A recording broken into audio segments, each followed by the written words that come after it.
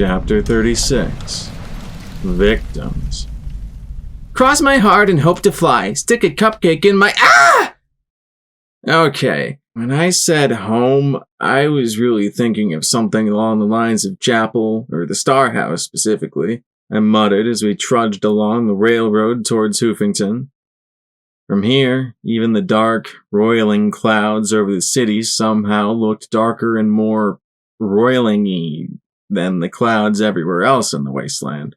Heck, even being teleported inside a chlorine-choked stable seemed more likely to me. The 8 metal rails stretched as far ahead and behind us as we could see.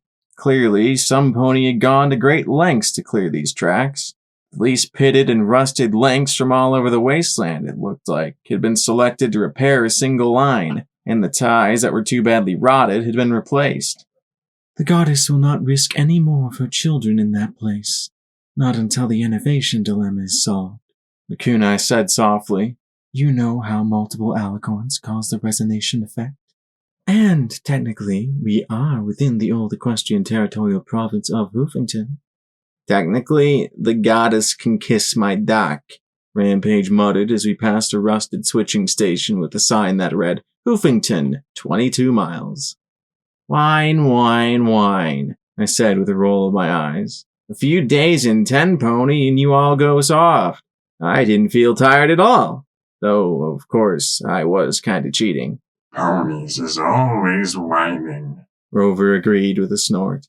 What we really need is a form of transportation like little pips, P21 said. Glory lowered her ears, and he glanced over. Not necessarily a skywagon, but some way to get around that doesn't involve us all being worn out by walking. He stopped and looked speculatively at a simple little hoof car sitting on a covered spur behind the switching station. He rubbed his chin. Hey, Scotch, are you pondering what I'm pondering? Scotch blinked at the hoof car and then at the scrubland around us. I think so, P21, but where are we going to find a dozen rockets out here? P21 looked back at her flatly. What? The filly said defensively. A little bit later, Scotch had checked over the car and found it good to go.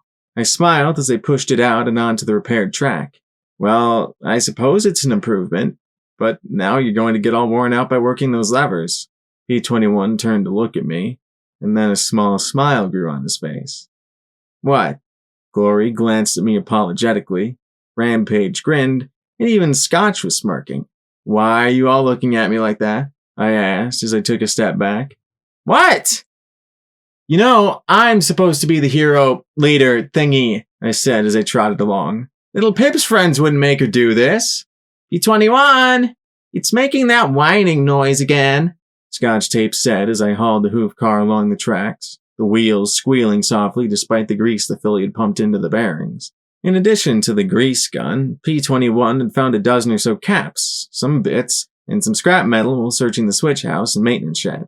Because it is pony engine, Rover said with a snort. Well, work the reins a bit till it stops, the buck said as he lay back with his saddlebags pillowing his head.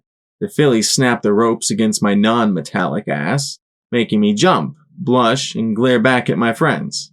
See? Pretty responsive, actually. You all suck, I muttered darkly. It's just till we get to Hoofington, Glory assured me as he rolled along. Then she rubbed her chin. Though, really, we might be able to find a wagon with intact wheels and tires. It'd certainly save us a whole lot of walking.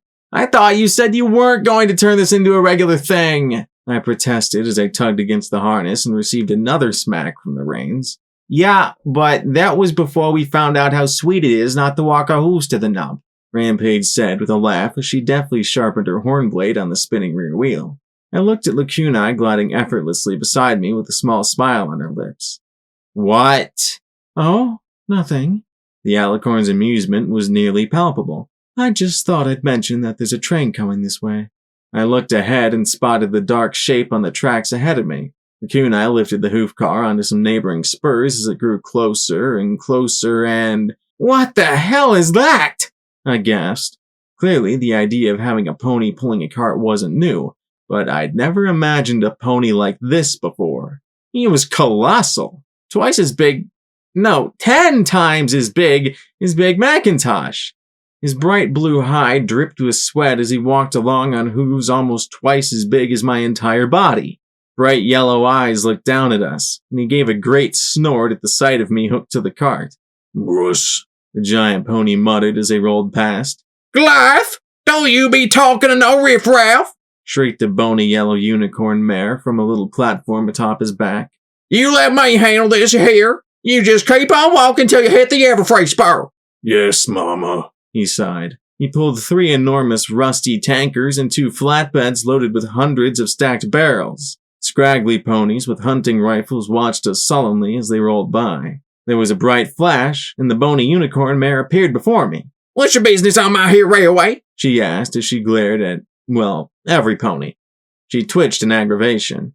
"Land sakes, which of yours is the pony in charge?" "That would be me," I said. She took one look at me in the harness and summed up my failed management skills in one look. "Right. Really, which of yours is in charge?" she said, then looked up at the kunai. "You're with Red Eye?" "What if we are?" P21 said coolly. "Well, then I'd say you better have my pay ready. Express don't work for no fancy talk of glorious futures. We work on pay per load, you hear?" she snapped. I noticed she had a huge scar across her belly. Landmine? My own stomach muscles twitched in sympathy. I wasn't exactly sure I had guts anymore. Glory looked back at the immense pony. "What happened?" She scowled at Glory.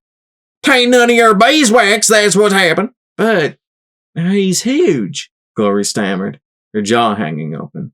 "He's blue, too," Scott said dryly. "Just in case you missed that, Glory." The yellow unicorn snorted but gave a little smirk at the olive filly. "My boy's the biggest, damnedest, strongest, dumbest, hungriest heap of pony to ever tangle with the blue weed. Eats a whole damn tree every time we get back around the Everfreight." "Ah, killing joke," the kunai said calmly. The yellow mare glared at the alicorn but didn't deny it. "You're the Goliath Express, then?" "Hauling anything from Philly D to Trots to the Hoof to any damn place in between if the pay's right," the crotchety old unicorn said proudly. Then she looked at Glory and pointed behind us at her son. "He's Goliath, in case you missed that." "Well, what is that stuff?" P21 asked as he looked at the receding train cars. She glared at him sourly and suspiciously. "We're paid to chat," she snapped. "Got better things to do than flap my lips at 6 digits and a half-metal dog." I frowned, wondering if I'd have to thump her to get my answers, then reconsidered. Really, if she was just trying to make a living, be kind. "Scotch," I said as I looked at the filly. "Can you get me, say, 100 caps?" The filly dug through my bag, found the painted bits of metal, and held them out to the sour mare. "Now you are." She took the caps in her magic, separated one to look at it sharply, bit it, then shrugged and slipped them into her saddlebags. "She failed bribery 101? She snorted. "Kinda blatant, don't you think?" "You want caps and I want answers. You prefer alternative methods?" I asked, getting a few looks from my friends. Was I really threatening this scrawny yellow mare? Even I wasn't sure. For some reason, I felt my annoyance growing faster than usual. She seemed to pick up my mood and relented, nodding towards the train. "Barrels are full of some flamer fuel Red Eye wants. Burner Boy's been mixing it up special in the refinery for weeks now. The tankers don't know and don't want to know. Got a whole nother load waiting for us after this one," she said with a shrug. "And have you been doing this long?" Rampage asked. "Working for Red Eye, I mean." She twisted her mouth in a scowl before shrugging. "No, Red Eye was using usury to provide the materials. When she couldn't, Red Eye sent in his boys. Then, rather than do a couple dozen loads, he paid us to move it all for him in 5. She looked me in the eyes with a frown, but then shrugged. "Anywho, you tell that glowy-eyed son of a bitch I want my caps and no funny business when this is over, you hear? Or else my boy'll turn that there fancy building into his next outhouse." Mama! Bawled the immense blue pony, his voice echoing across the scrubland. "Your train is leaving without you," Glory said. The bony mare rolled her eyes in scorn. "Gracious sake, anything else profound you want to say? Point out it's a cloudy day, tell me water's wet, one digit." The bony yellow mare snorted and, with a bright yellow flash, disappeared. I could barely make the corresponding flash on the back of the enormous pony. I closed my mouth, open to ask her what had been happening in the hoof, and then huffed softly. I guess I'd have to find out what was happening in the hoof the hard way. "You want to stop them?"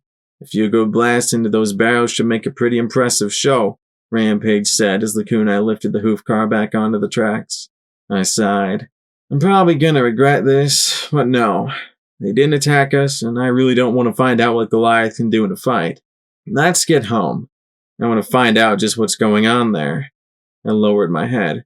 Let's see if I can't get a lower speed out of these things, I yelled as I started to run instead of walk. The sooner I got back, the better. It was weird. My back ached, my sides hurt, my ass throbbed, and my neck felt stiff as a board, but my legs were fine and dandy. I'd need to chow down on some gems soon, though. There was a little blinking message in the corner of my eye telling me that my main energy storage was getting low. The cart was squealing, too. Something was burning up inside it. Scotch had used up all the grease already, and it smelled like any second the cart was either going to lock up or catch fire. Maybe both. We were drawing close to Brimstone's Fall, though. I could see the outbuildings and the perimeter fence. It looked fine and dandy. Quiet. Shit. Unhook me. Something's wrong, I muttered. Where was the cloud of rock dust? Where were the sentries? I shifted impatiently in the harness, my teeth working the battle saddle bit. Looking up to the north, I could see the Rosa Hoof Academy. It was smoldering, and the reinforced buildings are now streaked and blackened with soot. Once I was loose, I ran around through the railway gate and into the yard. The doors to the admin office and barracks are open, and there were sounds of banging, whooping, and hollering. A small mob of scavengers was picking the buildings clean, tossing anything not easily edible or easily converted into caps aside. Then one, a rancid-looking ghoul if I ever saw one, noticed me. His eyes popped wide and he croaked, "Reapers!" You know, right now, I felt like that term was pretty applicable. As the scavengers grabbed what they could and scampered, I chased him down in 3 leaps and pinned him outside the barracks as the rest ran with whatever knickknacks they could carry. What happened here? Where is every pony? Where's Dusty Trails? I yelled into his face, beating him with my hooves. All my friends ran up to support me, save the kunai, who hung back. I don't know anything, the boiled-looking pony pled as he curled up defensively. Blackjack, Glory said sharply, snapping me out of the momentary rage. I looked down at his bent forelegs. I'd snapped both in my tackle and hadn't even realized it. Hadn't heard or felt a thing. I backed off, and she fished out one of our 10-pony healing potions. I noticed it was already losing some of its vibrant color. It was potent enough to heal the ghoul enough to hobble, though. Some radiation, he'd be right as rain, right? Came here this morning, what with all the attacks. Heard there'd be top-notch salvage, he croaked. Please don't kill me. Then tell me about the attacks, I said evenly as I backed off enough for him to sit up. They started a few days back, right after the whole Celestia explosion that killed security and half the Rangers. Expert Merc Band hit Mega Mart hard. I mean, hard. Then they scragged the group at the Fluttershy Clinic. Then Stockyard. Marched the whole village into a radioactive hole and just waited for him to die. Cold, man. Cold. Still, might mean for a few new ghoulies. He chuckled with a wan smile. Hope some of them are cute. That got some hard looks from me, and his grin sickened as his milky eyes darted away. Anyway, that place was picked clean, and there was already a crew up at the old school thing, so we came here. Just been an hour or so. And the academy, then here, I murmured. I scowled at him. But where is every pony? I demanded. I don't know. There was like no pony here, honest. You think I could take a whole town of ponies with my bare hooves and swing a cock? He retorted. What cock? Scotch murmured scornfully. Oh shit, did that fall off again? He said as he looked around under him. I closed my eyes and shuddered with the effort to not buck him into pieces then and there. Get lost, P21 said flatly. The ghoul nodded so fast it looked like his head would come off. Little flakes of hide sloughing off in a cloud. Right, yeah, getting lost. So lost. Where am I now? He said as he staggered away from us. Hoofington Rises and shit. I turned and glared right at him. What did you just say? He froze, clearly torn between running for his life and cowering for mercy. Slowly, I rose to my hooves, my jaw tightening, making Taurus's rifle cock. Me say, fuck, I didn't say anything. Nothing at all. Well, you just said, Hoofington rises. Why did you say that? Glory asked as she stepped into my line of fire. The ghoul blinked in confusion. Well, I don't fucking know. It's just shit folks say nowadays. Like Sweet Celestia, Luna fuck my ass with a frosty strap on. You know? He looked at each of us desperately. It's just what people fucking say. I chewed the saddle bit. One jerk of my head and I could try out firing it. Be kind, the little yellow Pegasus reminded me. Do better. Glory looked back at me, spooked at my anger. She seemed to be asking how I could pardon those four but be so ready to smash some ghoul into paint. I had to admit, it bothered me too. Why was I so angry at him? Go, P21 said darkly. Can I? He pointed at his looted goods. Take them and go, I snapped. That was as kind as I was going to get right now. I knew that, for a scavenger like him, it'd mean the difference between life and death. That didn't mean I had to be happy about it. When he was gone, I stomped my hooves. Any evidence probably got taken with the scavengers. Blackjack, Rampage said in a dark and even tone. I looked at her, and saw her pointing towards the metal doors with her armored hoof. I looked and froze. I'd been so occupied with the scavengers and the ghoul that I'd missed the letters painted 6 feet tall in a maroon paint that wasn't paint. Security. Slowly, I trotted forward, looking at the bloody slop drying in a rusty bucket beside the door and the paintbrush shoved within. I pushed the door open, and a stench rolled over my nose and skin. I didn't know words to describe that metallic reek. All I knew was that it was bad. I didn't even have a real stomach anymore, but if I did, I'd be puking like the rest of my friends. Lacuna groaned as she slumped. I looked at her sharply. Enervation? She nodded. Suddenly, my friends were looking at each other. They all seemed tired and drawn all of a sudden.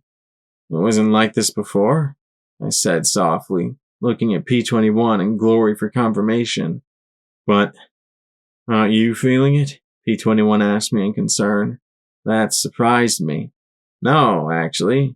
I didn't feel the lethargy or pain or anything. I just felt me. No, I guess the cybernetics are resistant or something. I frowned. That didn't seem right. I'll check inside. You folks see if you can find anything not picked over yet. She throttles a scavenger and then tells us to scavenge. Inconsistent much? Rampage muttered, but her eyes met. I was pissed, and she knew this wasn't the time. I took 2 steps in and nearly walked right into the recorder hanging from a rope in front of me. I looked at it for the longest moment before remembering that my horn didn't work. Damn it. Slowly, I reached out with my hooves and tried to tug it free. Finally, I just downloaded the contents from the device and gave it a shove, sending it swinging in the darkness. The air was thick and heavy and silent as I selected the audio file. I looked around. 1 blue bar on my EFS. If this was a trap, and it probably was, then they were probably using stealth bucks or zebra stealth cloaks. For several seconds, there was nothing but the sound of machinery and the movement of ponies. Then a male rasped in a familiar, boiled voice. They say the 3rd time's the charm. Sanguine's words filled the dark tunnel as if he stood beside me. Wondered where that came from. What? Is twice not trying hard enough? And 4 times give up 'cause you're fucked? Always wondered that. I found myself trotting faster, my augmented eyes picking out the gray rails of the tunnels and avoiding pitfalls as I looked for mines, tripwires, or other traps. The air felt wrong. It felt wet. There was another long pause. I guess it's not true, though. We've been waiting for hours, security.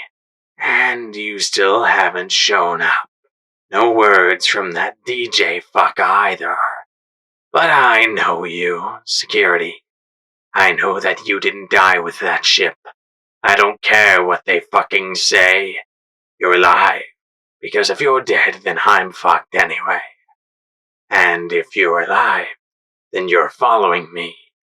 You're just taking your fucking time. I sped up, trotting past the little security station halfway in. Now I was tripping every now and then as I raced forward. Well, then let me give you some more incentive to hurry your ass along. I want that program. My time is fucking up. I can't stay here anymore. That thing in the core is awake thanks to you. The shit is going to happen all because of you. Red Eye might be able to stop it. Who the fuck knows? But I need a bargaining chip if he's going to keep me safe and sound. I need Chimera. For that, I need EC-1101.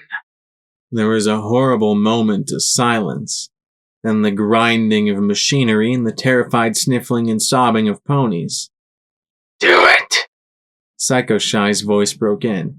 Sanguine, you can't be serious. Stockyard was fucked up enough. Throw him in! Now! He snarled. All of them! Save her for last! Whatever. Muttered an unfamiliar voice. It's awesome. And then the screams began. Just like Gorgon had screamed, the gnashing metal noise simply became muted. Pulpy. I didn't think, I simply ran. I ran as if I could somehow magically sprint back in time.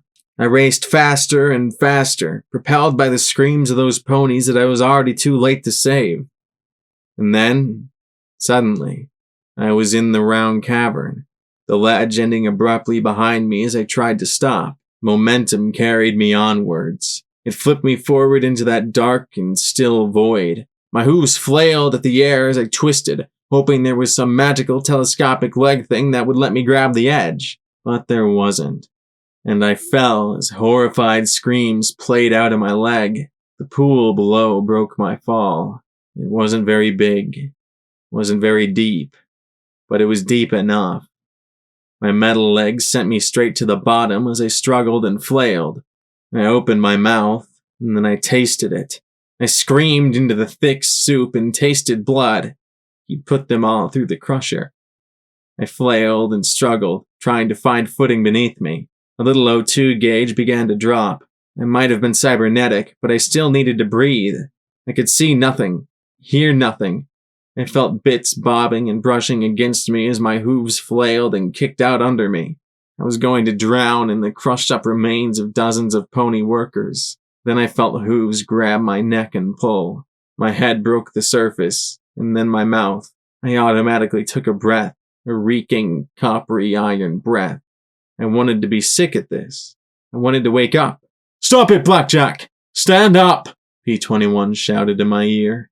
The interruption took only a moment or two, but it was just enough for me to calm down. I got my hooves under me and stood.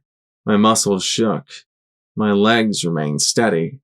The foul mixture of pony and rainwater was little more than chest high at the base of the crusher.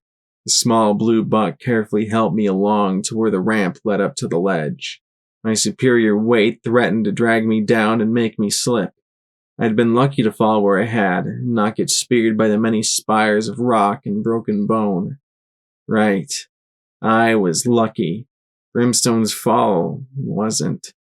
"You came in after me?" I asked, feeling the fetid mixture coating me slowly dripping off. I was so glad my low-light vision was in black and white. I could imagine the gray tones as just mud. "Nothing good ever comes from you going alone, Blackjack," E21 said with a small smile. Then he looked over at the remains. I guess there was enough light coming in from above for him to get a good enough look. How could any pony do this? I stared at the gory pool. There was no way to tell how many ponies had been put through the machine. Dozens? 100? How many ponies had been working here? One thing was clear, though. Sanguine knew exactly how to get my attention. He'd known there was one surefire way to bring me to him. This was it. Then my ears twitched a little bit. Blackjack! I stared at P-21, and the mayor's voice croaked out again. Blackjack! I turned and saw the blue bar on my EFS aligned with the hopper bin of the rock crusher. A chill ran through me a moment. and then I was scrambling up to the lip of the bin. Thickened blood smeared the side. A small heap of limbs and burst flesh lay in the bottom, and then part of the heap moved. Eyes opened in the gloom. Hey, Blackjack. Croaked Dusty Trails. I didn't hesitate. I jumped into the gruesome hopper and slid down beside the sand-colored earth pony. Dusty! You're alive? I couldn't believe it. Take more than a rock crusher to kill me. She looked at my legs and smiled a little more. So you got yourself some fancy new legs. I swallowed hard, forcing myself to smile. Yeah, they've even got a radio built in. I looked at P-21 as he pulled the torn gobbets of flesh away with his hooves so we could see how she was trapped. He looked even more ill as he examined the area. She gave a weak little smile. He stopped the feeder when I was halfway through the jaws. I looked down at her hips. Cast some healing magic on me. Made sure I survived, she said, and I reached out and held her. She was burning up with fever. Told me, gave you a message. Told me yesterday, if I hung on, you might kill him. Fucking bastard. She coughed. He was right. I hung on. Knew you'd come. Knew Glory would save you. Right. Now you hang on, and we'll find a way for Glory to save you. Just hang on, I said with a sniff, but I couldn't see how. Her waist was trapped in a jagged 3-inch wide hole. Celestia only knew what condition her legs were in. It didn't have a second life support jar for her head. Don't be an idiot, she murmured with a frown. You ain't got time to waste on me. He's going to flank next. How'd he take you out? P-21 asked. Snipers. Armed with beam rifles. Took a few hours, but 2 of them picked off every pony with a gun. Then Griffins dropped stun grenades. Rounded us up with a bunch of freaks. After that, they marched us down here. Said they were waiting for you. Ghoul was out of his mind. Kept waiting for you to show. Talking to himself. Jumping at his own shadow. Finally, he got sick of waiting and started tossing folk in. Saved me for last. Griffins. Red Eye, I muttered. Maybe. If so, the way they were looking at him. If you don't kill them, they will. They're powerful ticked off at the moment. She coughed again. Funny, I'm powerfully ticked off at him too, I said with a sniff. She rubbed her face with a gory hoof and looked at me. Think you can get something for me? Doubt they found it. Weren't much interested in looting. She pointed towards the exit tunnel. It's that way. I jumped and clambered out of the hopper, spotting the wooden crate in the direction she'd pointed. Inside was a large clay jug. I recognized it from the arena and carefully cradled it as I walked back to the hopper. She looked up at me with a lazy smile. That sure is some funny zebra trotting you're doing on them fancy legs of yours. The original owner was half zebra, I replied as I pulled out the stopper and was assaulted by the potent alcohol fumes. It actually cut through the stench of the room. I brought the opening to her lips. She steadied it with her forehooves and took a long drink. Finally, she sighed. Mother's milk. She sniffed and looked up at P-21 and me. Promise me you'll drink the rest over his damn corpse. I couldn't trust myself to speak. I jerked my head in some spastic imitation of a nod. Can you send me on my way? It was Flank and Minai all over again. She was dead. We all knew it. It was just a question of how long it would take her to die. Do it, Blackjack. Do it. Draw that fucking gun and give her peace. Yet, I just sat there like an idiot. I couldn't move. Couldn't draw vigilance and give her the peace she deserved so much. I'm sorry, I murmured as I hung my head. I wish I could. After everything I've been through, still can't grant you that. Tain't your fault you're a decent mayor, she replied. Then she looked at P-21 calmly, and he didn't hesitate. Medics? P-21 asked softly as he opened his saddlebag. 5 doses. 5 doses? America really entered pain with that much, she said softly as he took out the syringes. As if it were no matter at all, she began to inject herself with the chems. Oh, Blackjack, can you do me one last thing? I slipped the moonshine into my saddlebag as I looked at her. Name it, On your way out, there's this button. she said, her voice growing softer as more of the potent painkiller entered her system. Red. Keys in my hat. She sighed. Was gonna use it, but got stunned before I could. I'll take care of it, I promised. I could do that at least. Take care of things. Better than I did. She sniffed as tears started to run down her cheeks. It was a good mind, Blackjack. I did right, didn't I? She begged as foam gathered at the corner of her lip. Celestia'll be proud, won't she? She will. I know she will, I said as I held her, listening to her raspy breathing becoming more and more broken. Thank you. Thank you for your help. Torn nothing. She smiled slackly, pulled her battered hat off, and set it atop P-21's head. For the chems, best to settle debts. He nodded, and then said softly, Yup. She slowly curled forward, pressing her face into my metallic limbs. Then she let out her breath in one slow rasp. Her blue bar disappeared from my EFS, and that was that. It took me a few minutes to pull myself away and crawl out of the hopper again. I reached down, hooked my hoof to P-21's, and pulled him up after me. I sat there, hanging my head. He kicked me so hard that I was knocked on my side. I blinked up at him in astonishment as he glared down at me, his breathing taut and hot.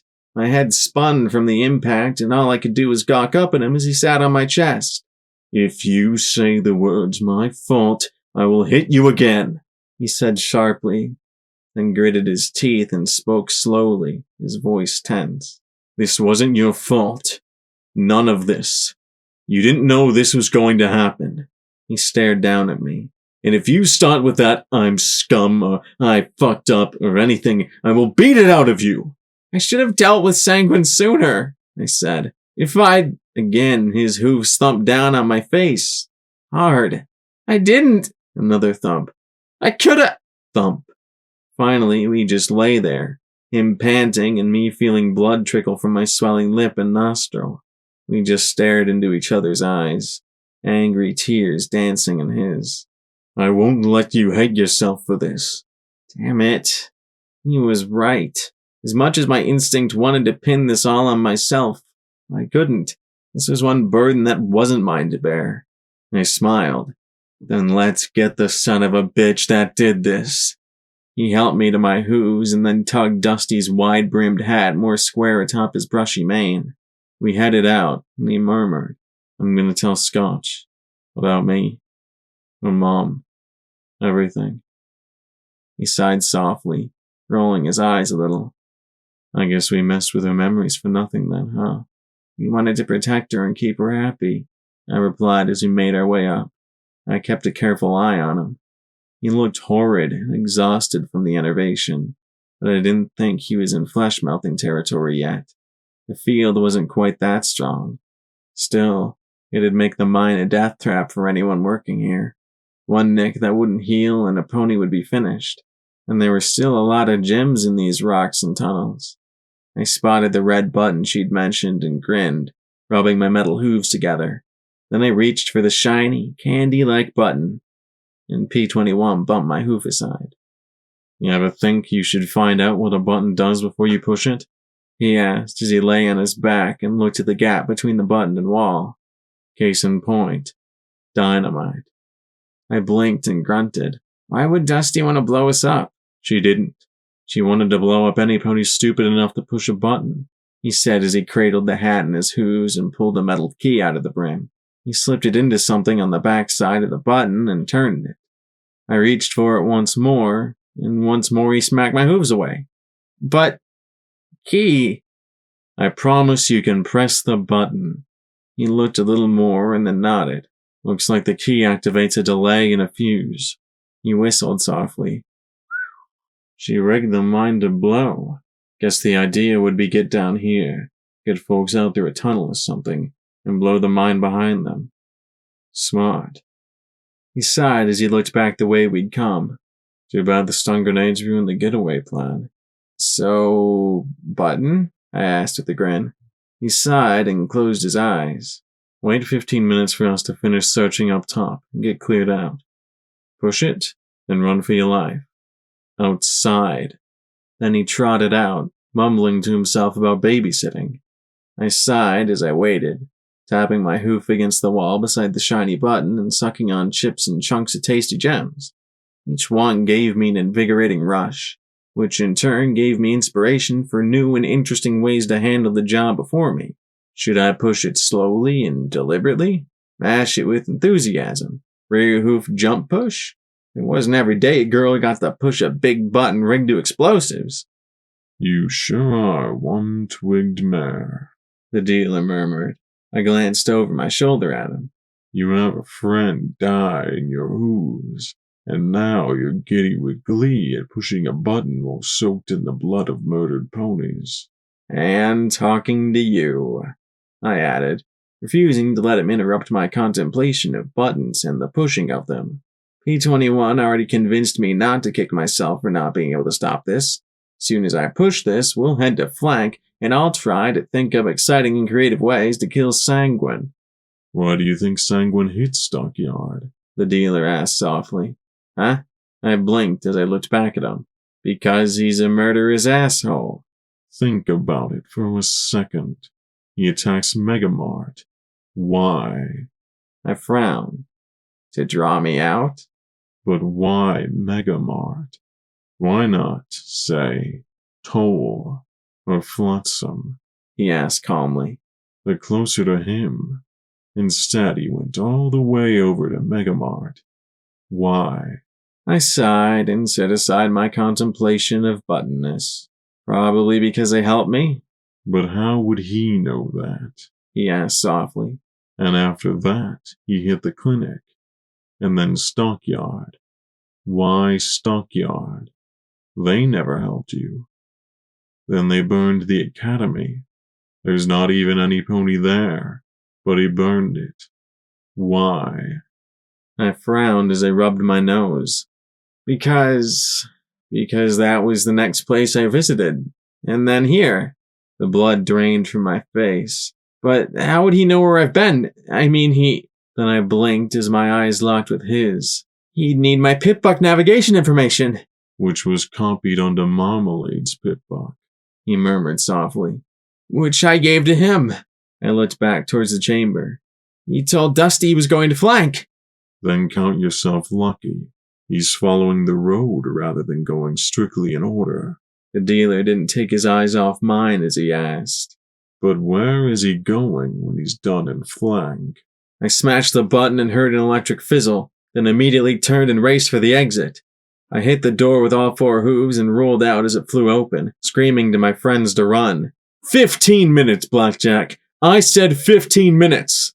P21 yelled crossly as he came out of the bunkhouse. He's going to chapel, P21! After flank, he's going to chapel! The blue buck shut up immediately, and all six of us ran off through the rain away from the mine. Moments later, the muddy ground thudded under our hooves as the charges below went off. We were outside the fence when the administration building blew apart in a cloud of wood and reinforcing sheets. The flipping ends didn't even reach the ground before the bunkhouse blew as well. There was a rumble beneath our hooves and a massive gust of wind as the chamber below collapsed. I watched as pits opened in the earth where we'd been standing. I hadn't appreciated just how big that chamber had been until I saw the wide depression before me. What is Pony thinking? Pony runs out and blowing everything up. Rover snorted. Why does everything explode around Pony?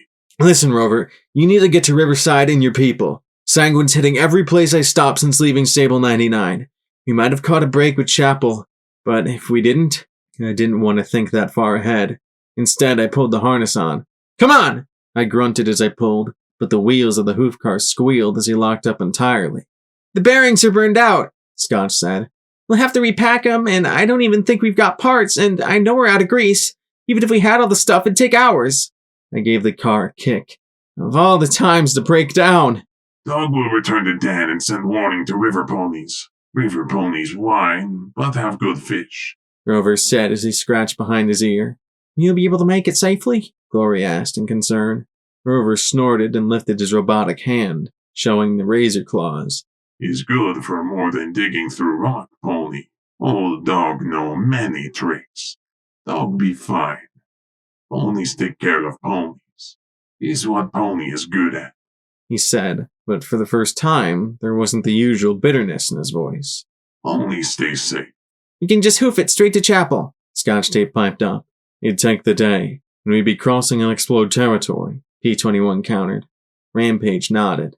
There's the Half-Heart's headquarters in this area, and a crashed skywagon that's a feral ghoul nest. We can follow the rail and cut over to chapel, but that's even farther. Same problem if we hoof at the flank.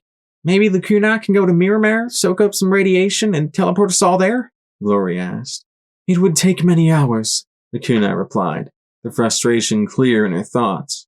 What if Blackjack went alone? She can move faster now, and she doesn't get tired with these legs of hers. Scotch offered as she wrapped her hoof on my enameled foreleg. That'd leave her outnumbered by a lot, Rampage said with a frown. Personally, that's fine for me, but I can't die. Blackjack doesn't have that advantage. Glory was looking in the direction of the strip mall. Blackjack, when we came by here the first time, we set a bunch of supplies and stuff on fire, remember? Yeah, I replied. It was a little bit fuzzy. I was pretty sure there'd been some buck lobbing dynamite at me or something. Well, that was a lot of supplies. I doubt they carried it all on their backs from flank, the Gray Pegasus pointed out. You think they may have had a working wagon? I asked. She flushed and nodded. I seized her in my hooves and kissed her hard enough to curl her hooves. I love smart ponies. Let's go.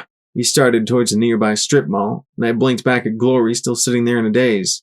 Hey, Glory! She shook her head hard, losing her befuddled smile and running to catch up. For once, I was glad for the Hoofington rain. It was pouring down in full force by the time we reached the strip mall, and the bloody gore coating me was more or less washed off. For a minute, I was afraid we'd struck out and would be left trying to run all the way to chapel. Then Rampage checked behind the strip mall and found a wagon that was only marginally rusty. One tire was flat and one axle squealed and Rampage pulled it out, but Scotch just rubbed her hooves together. I'm gonna need the kunai to levitate it up.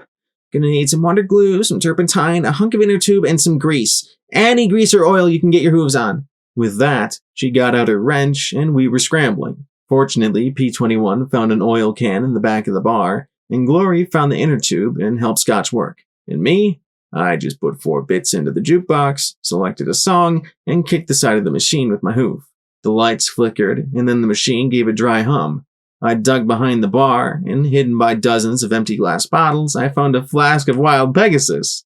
I trotted to the table Dusty and I had sat on so long ago, and practiced with my fingers, setting up the 2 least grimy shot glasses I could find. The machine clicked, and the music began to play. Out of habit, I started to record as I sat back and looked at all the cards scattered around the table.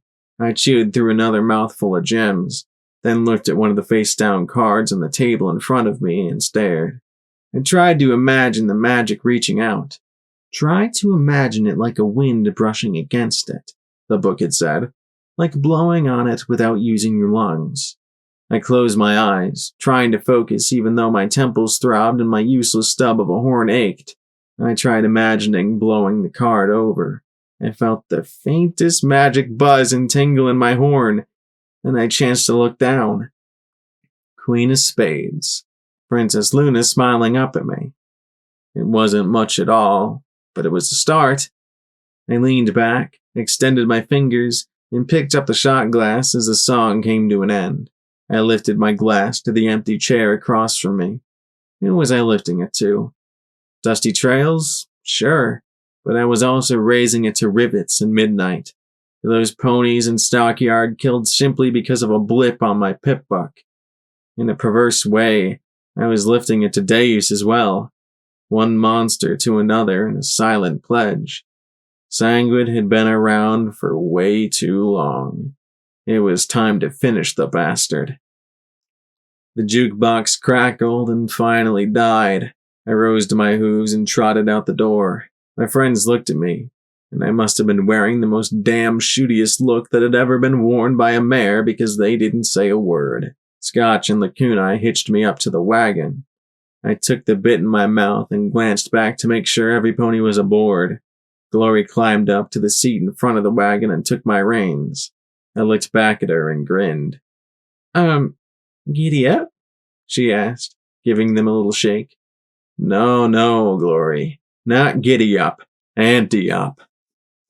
I wasn't the strongest pony in the wasteland, but as I leaned into the harness between the covered wagon's shafts, I felt an unfamiliar but welcome orange pony pulling right along with me. Be strong, she told me.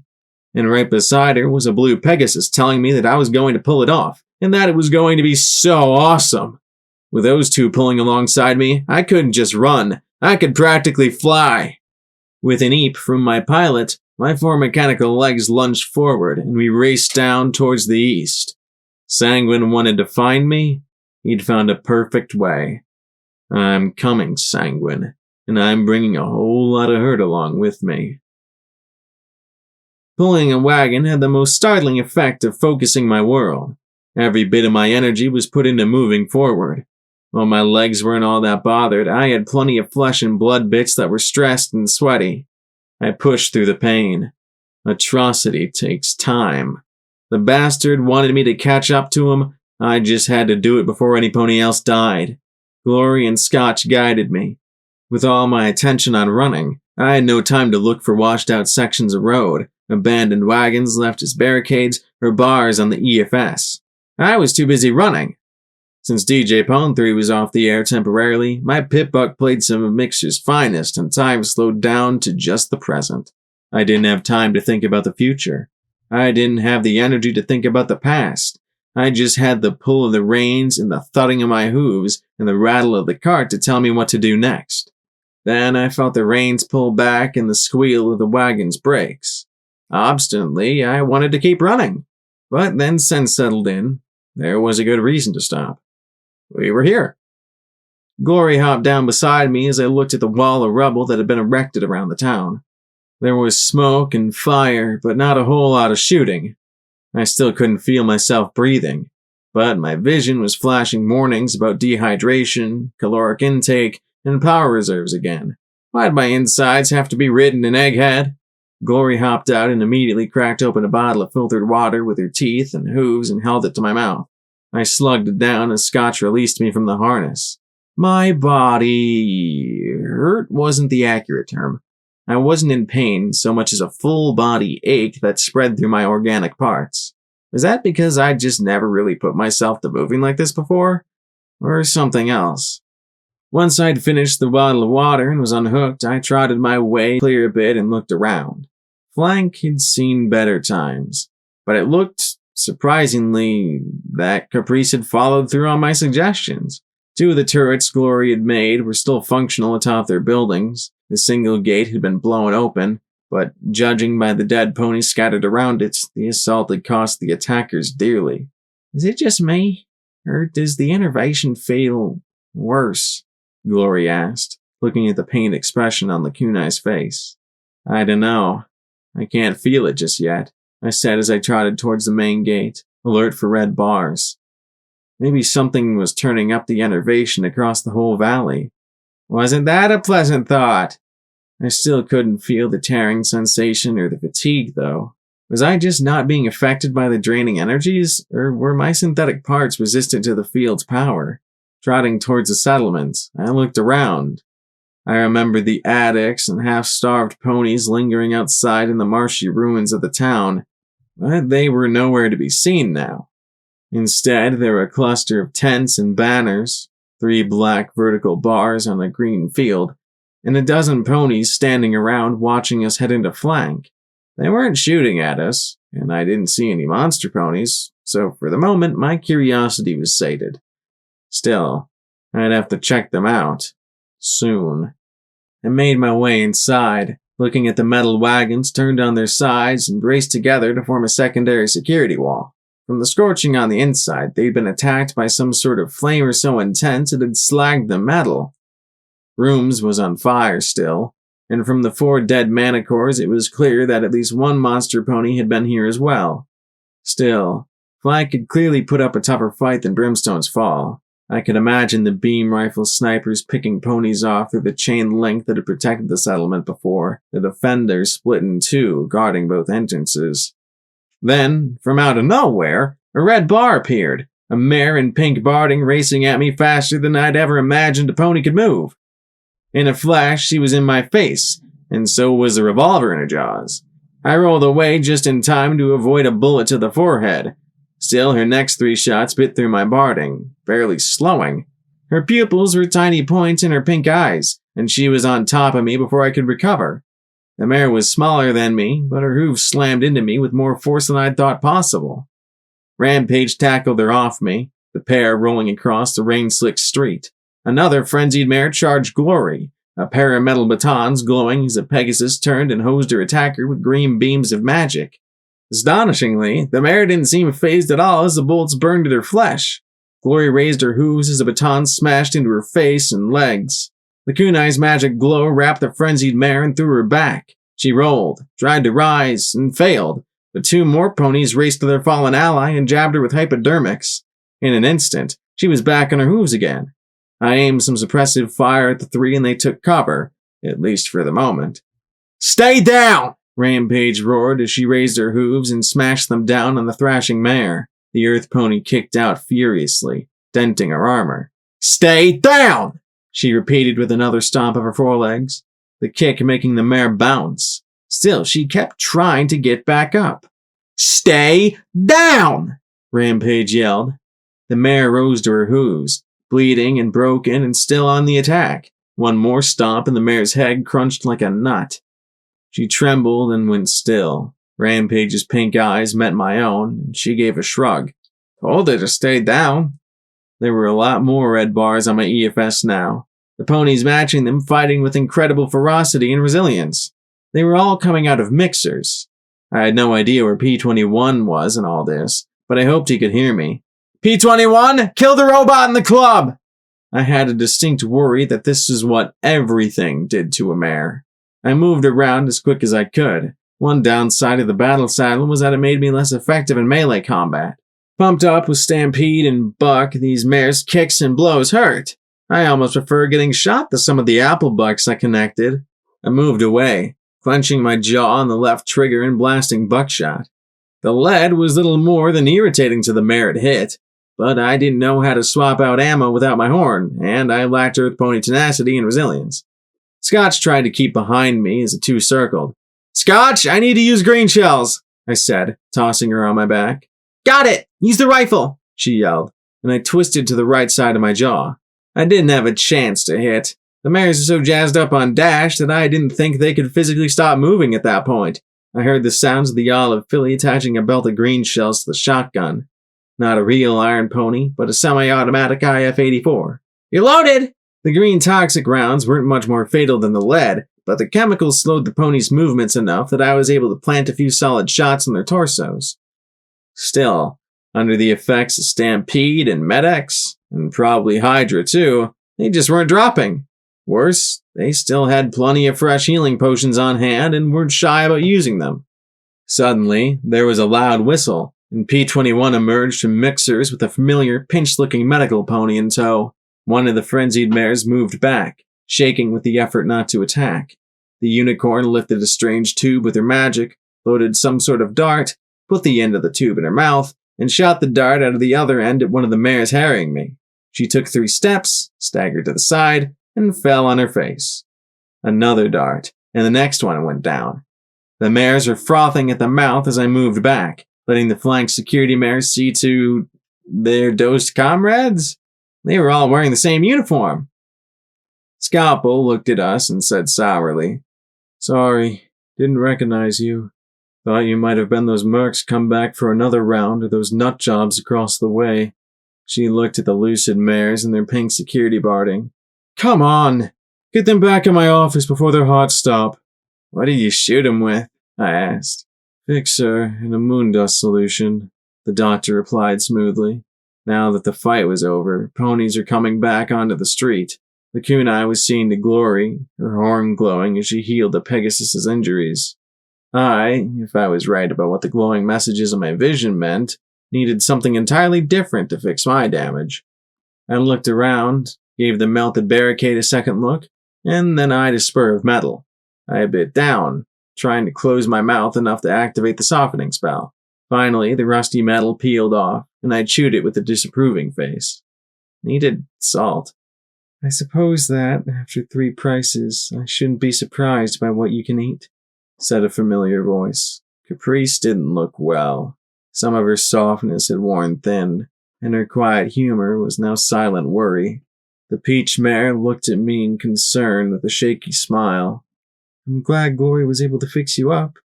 She said you were pretty bad. I was, I said as I looked around at flank while the rain fell upon us. Thick black smoke billowed from the first and second floors of rooms. You got hit pretty hard too? Thanks to you, snapped an orange unicorn mare as 4 of her fellows glared at me. Citrine, Caprice said in a tired tone. If Blackjack hadn't made us step up our defenses, none of us would have made it into 69 or gotten into mixers. We would have been completely at their mercy. And considering the people who hit you put every pony in Brimstone's fall through their own rock crusher, I doubt that would have been very pretty, P21 added as he stepped up beside me. And if you'd just given Sanguine what he wanted weeks ago, then hundreds of ponies would still be alive, Citrine retorted with a sweep of her hoof. I heard the DJ talking about you. Your noble sacrifices for other ponies. Well, how many ponies have died because you've hung on to whatever he wants? Hundreds? Or are you up to thousands now? He's a monster, Glory objected. And what is she? Citrine demanded as she pointed a hoof at me. Since she showed up around the hoof, everything's gone from bad to worse. We didn't have Griffin, Mercs, monster ponies, and bounty hunters attacking us every other week till she turned up. If she hasn't killed folks on her own, then she's gotten everything stirred up. Citrine, that's enough, Caprice said, now with an edge in her voice. Blackjack didn't ask for any of this to happen. No, but she's sure willing to shed rivers of blood to keep it going, the orange mare said. And worse, more of the ponies listening in looked angry. What is so damn special that he wants that you can't give it up? I hung my head, her words echoing in my ears. Was all this really my fault? If I just handed it over at the beginning, could I have prevented this? Why don't you just give it up? Do you know what she's been through trying to help every pony in the hoof? Glory demanded. Can you even imagine? Oh, shut up, turkey. Go back to your clouds. You can't imagine what she's done to life here in the hoof, Citrine countered. Dozens of half-hearts dead in the war she started. The fillies are gone because of her. The Rangers blown to pieces. So I want to know what the hell she has that's worth more than all those lives. It's the key to Equestria, and shouted over the din, and even Citrine went silent. It's the key to firing every mega spell still charged. It unlocks every dirty secret weapon from 2 centuries ago. It lets Sanguine make an army of monster ponies. And that's just Sanguine. My voice fell as I sat down hard. For all I know, it's the key to getting into the core. It's something worse, I said as I closed my eyes. Blackjack, P21 said as he put a hoof on my shoulder. No, P21, she's got a point, I said as I looked at Citrine out of the corner of my eye. Holding on to this has cost me every pony in my stable save 2. It's forced me to kill dozens due to a stupid bounty. It's thrown one of the deadliest ponies I've ever known against me. Then I looked at her and snapped. You think I haven't thought of just giving it up? Handing it over? Maybe I would have if you told me a month ago I'd lose both eyes and all 4 legs over it, or lose almost every pony I knew. But I didn't. And once I found out what it could do, I shook my head and rose my hooves, stepping towards the orange mare and staring into her yellow eyes. Do you want Sanguine to have that kind of power? Or Red Eye? Or some pony even worse than both of them? Because that's what's at stake. I had to give Citrine credit. She kept her eyes locked on mine for half a minute before she said slowly, That might be true. All I know is that I lost a mother when Deus came for you, a brother when the Half-Hearts fought the Rangers, and a little sister when... She stopped and looked at the burning rooms building before sniffing. And, sorry, any one of them was worth 1,000 keys to Equestria. With that, she turned and walked to join the mares watching rooms burn. Caprice trotted up beside me. You should probably go. I looked at her and saw the apology in her eyes. Yeah, they go north? I asked as all of us trotted out the melted gate. I knew the answer, and I pretended I could feel my heart rise in my chest. I found a tin can in the gutter and bit down, trying to get my teeth to soften it so I could chew. Caprice made a face. Clearly, the sight of the fingers on the end of my limb and me eating tin were turning my visit a little surreal. 3 or 4 hours ago, Caprice said, we'd killed off about 20 or 30 of their foot soldiers before the monsters got into the fray. They had a pony who breathed fire and another who exploded. After that, we were falling back. But by then, the griffins in power armor were getting pretty impatient. They looked ready to waste sanguine themselves. Nasty bastards. Red Eye's got a couple in his employ, I said as we trotted back outside. I felt Citrine's eyes on my back, but when I glanced back, the last I saw was her yellow eyes turning towards the burning building. Psycho Shy said Sanguine was in deep shit. Caprice nodded. He is. If you do nothing, I think they'll waste him. I can't wait. We're going to chapel, I said softly. Fighting griffins and monster ponies? I needed something. A plan. Some sort. Then I looked at her a long moment. Will you help me? Caprice returned my gaze. If you promise me you'll kill the son of a mule. I do. You're not the first I've made that promise to, I answered. I told her what I need, and she nodded. It was going to cost us a serious chunk of caps, and that was with our discount. When she finished taking my order, I nodded my head towards the small encampment. What's their story? Is that where Sanguine's guys made camp? No, they're followers of the Prophet, Caprice replied with clear distaste. Bunch of wackos thinking they're going to find some sort of paradise in the core. Do they? I think I'll go have a chat with them, I said, then looked at the peach pony she turned away. Caprice? She looked back in concern.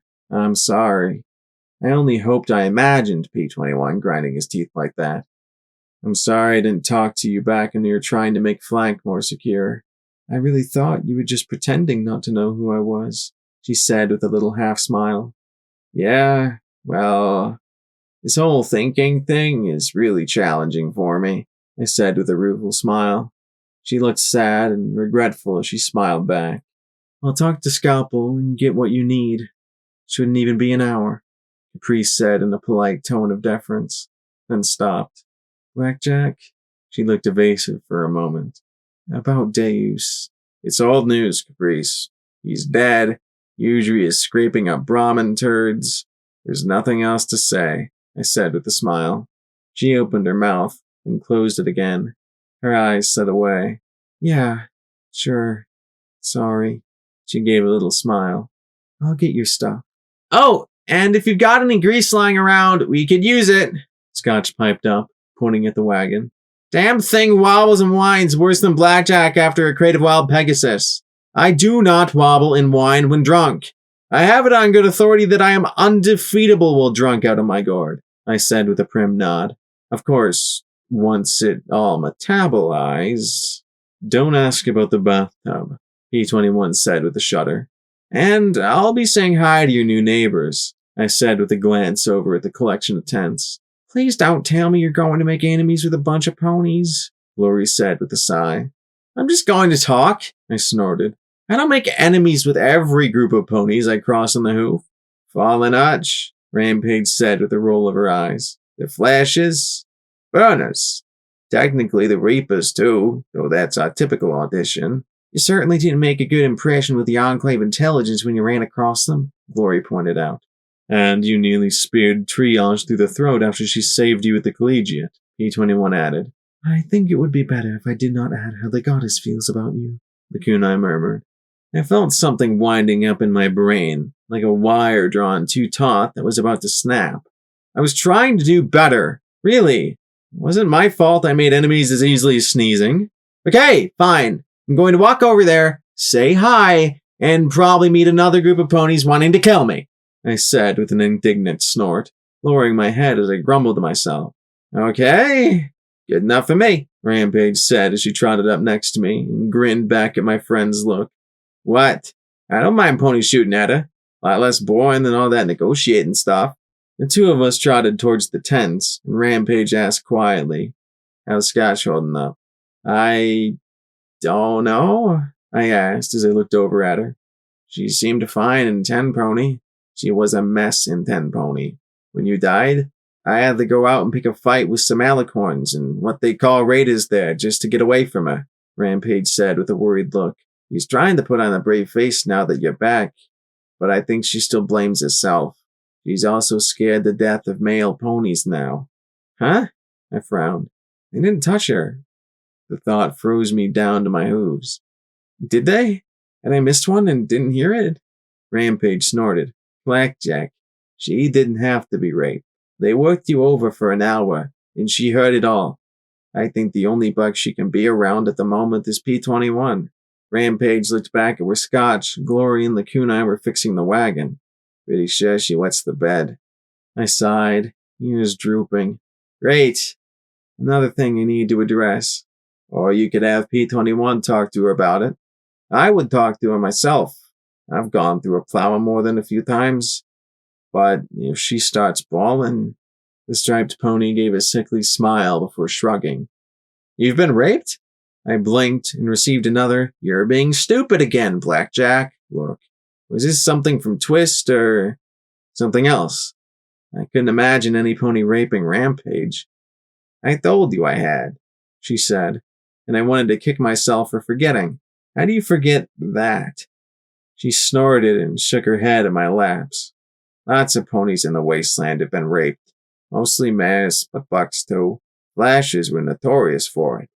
She sighed and looked in the direction of the air station. When I was pried out of the wreckage in Miramar, I was a blank slate. I was also a hole. The ghouls who kept me pimped my ass out to every buck with a twitchy ball sack. Celestia only knows how I didn't get knocked up. Maybe I did. I just killed the fool. Like hope, she said in that horrible, fragile voice. One day, those two ghouls got bored and sold me to the folks that got Paradise started. After a while, though, I figured out that explosive collars aren't much of a deterrent when you can regrow your head. I busted out, and I was on my own again. Bonesaw and Scalpel were kind enough to win me over. The first two didn't try to inseminate me for caps. Then, how are you so normal? I mean, I stammered as she looked at me like I was an idiot again. Which, to be fair, normal? What makes you think I'm normal, Blackjack? I have nightmares. The old flashbacks. Every time I came to 69, I paid a man to let me sob into her chest for an hour or two and call her mommy. Then I'd pay twice as much just to keep her quiet. Crybaby Reapers are a liability, she said with a grin, but I saw past it into her eyes. Sometimes I'll go into a place and I can just see the looks. I can fuck you if I want look. I wear jagged steel armor and am as strong as 3 ponies, and I still get that look. So what I really want to know is, how are you so normal? Huh? I heard from P21 and Glory, you were a glazed donut by her account. I smelled the blood and spunk, probably still can on the seahorse. So why aren't you a cringing ball of terror around males? I looked at her flatly. I think we should hurry up and get going. But she jumped in front of me. No, really. What's your secret? I mean, you probably had 4 different cocks in your ass and your mouth. Look, we don't have time, I muttered, going red. I mean, did you choke or swallow fast enough? Rampage, I don't want to fucking talk about it. It happened. It's over. Fucking drop it. I mean, to get that plowed and be perfectly fine. Shut the fuck up, Rampage! Or did you like it a little? I smashed my hooves into her face. Shut up! And suddenly, I couldn't stop. I had to kick and kick and kick again. Her blood splashed over me as a dark rage suddenly flowed out of my brain like boiling acidic blood. I hated her. I hated her for picking open the wound. I hated her for being wounded in the first place. I thought that I could just ignore it. That I'd gotten lucky and it hadn't affected me. That somehow I'd owned that dreadful hour back in the seahorse. I wanted to smash her to pieces. I wanted to hurt her as badly as I'd been hurt.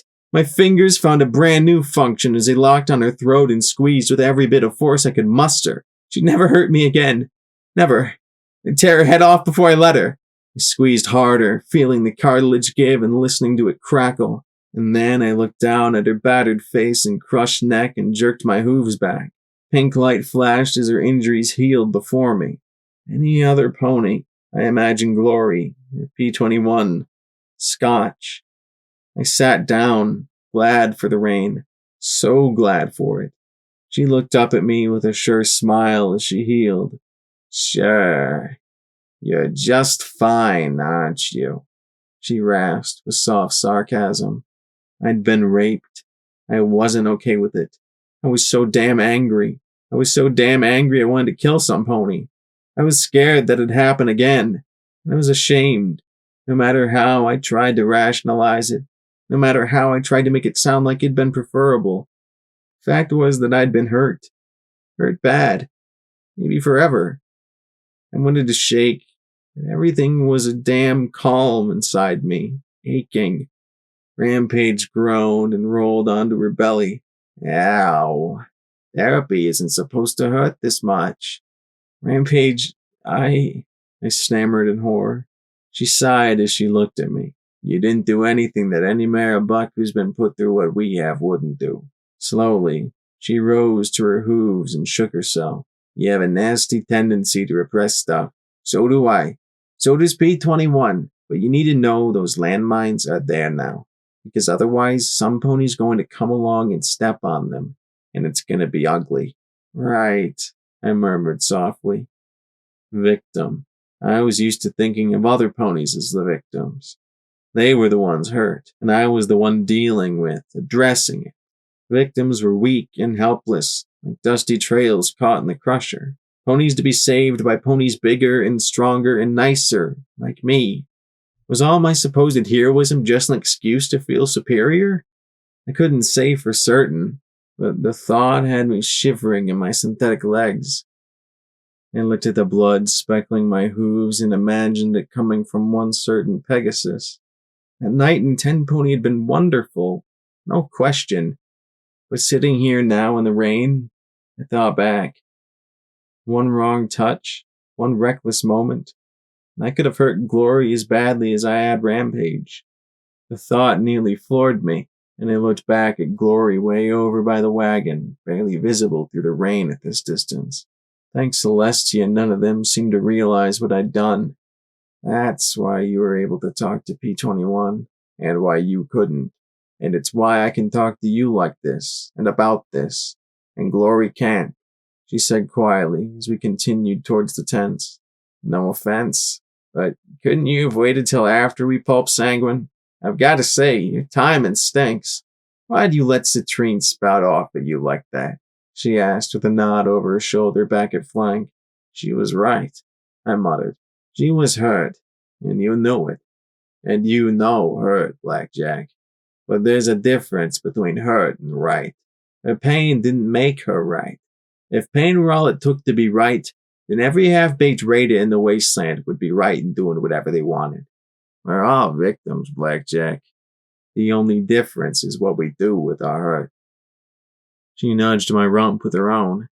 That'll be 50 caps for one 3-minute wasteland therapy session. I couldn't help myself laughing softly. So there is a therapist in the wasteland. You bet. Helping you makes it easier for me to repress and ignore all my own fucked up issues. She laughed. I shook my head as we reached the little encampment, and several things struck me at once. There were only about 20 or so ponies sitting around the fires.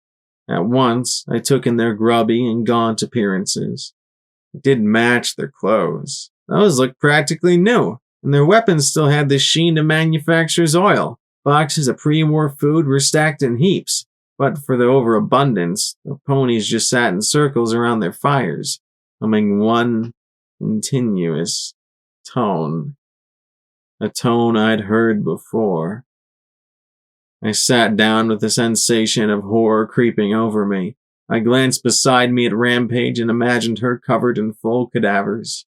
P21 is a bloody tyrant, his own daughter a breeder. And Glory made a thing. I wanted my heart to pound. I wanted to gasp for air. I wanted to scream.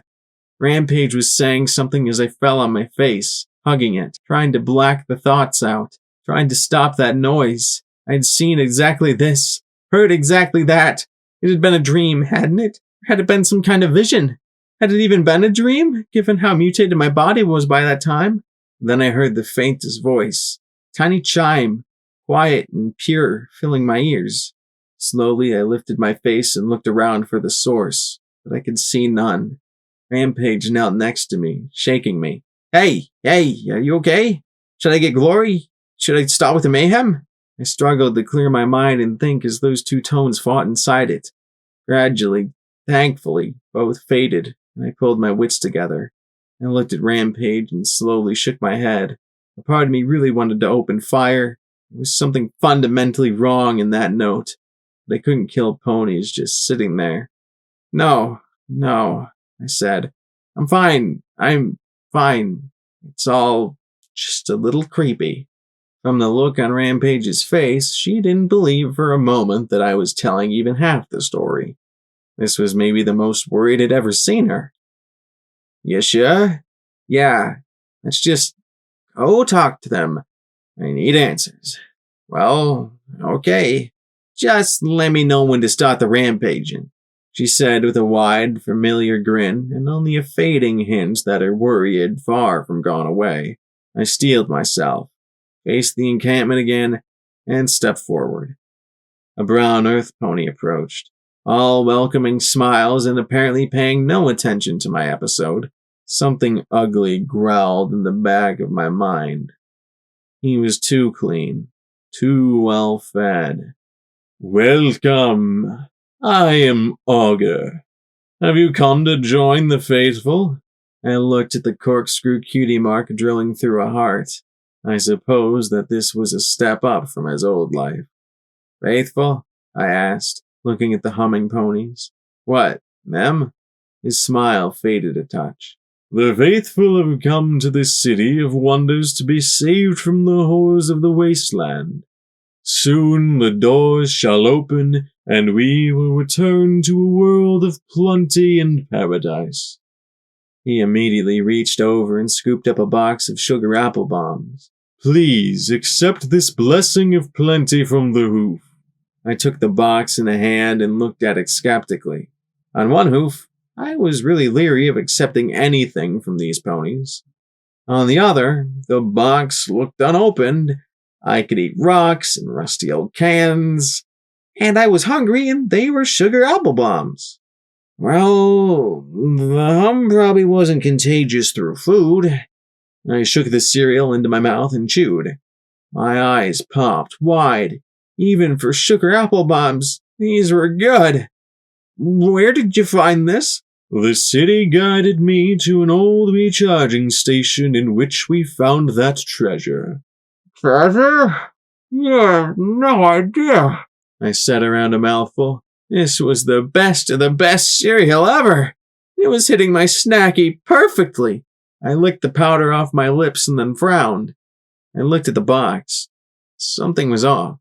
Indeed, the city will always provide for the faithful, Augur proclaimed. Food for the hungry, ammunition, weapons, and barding for our protection.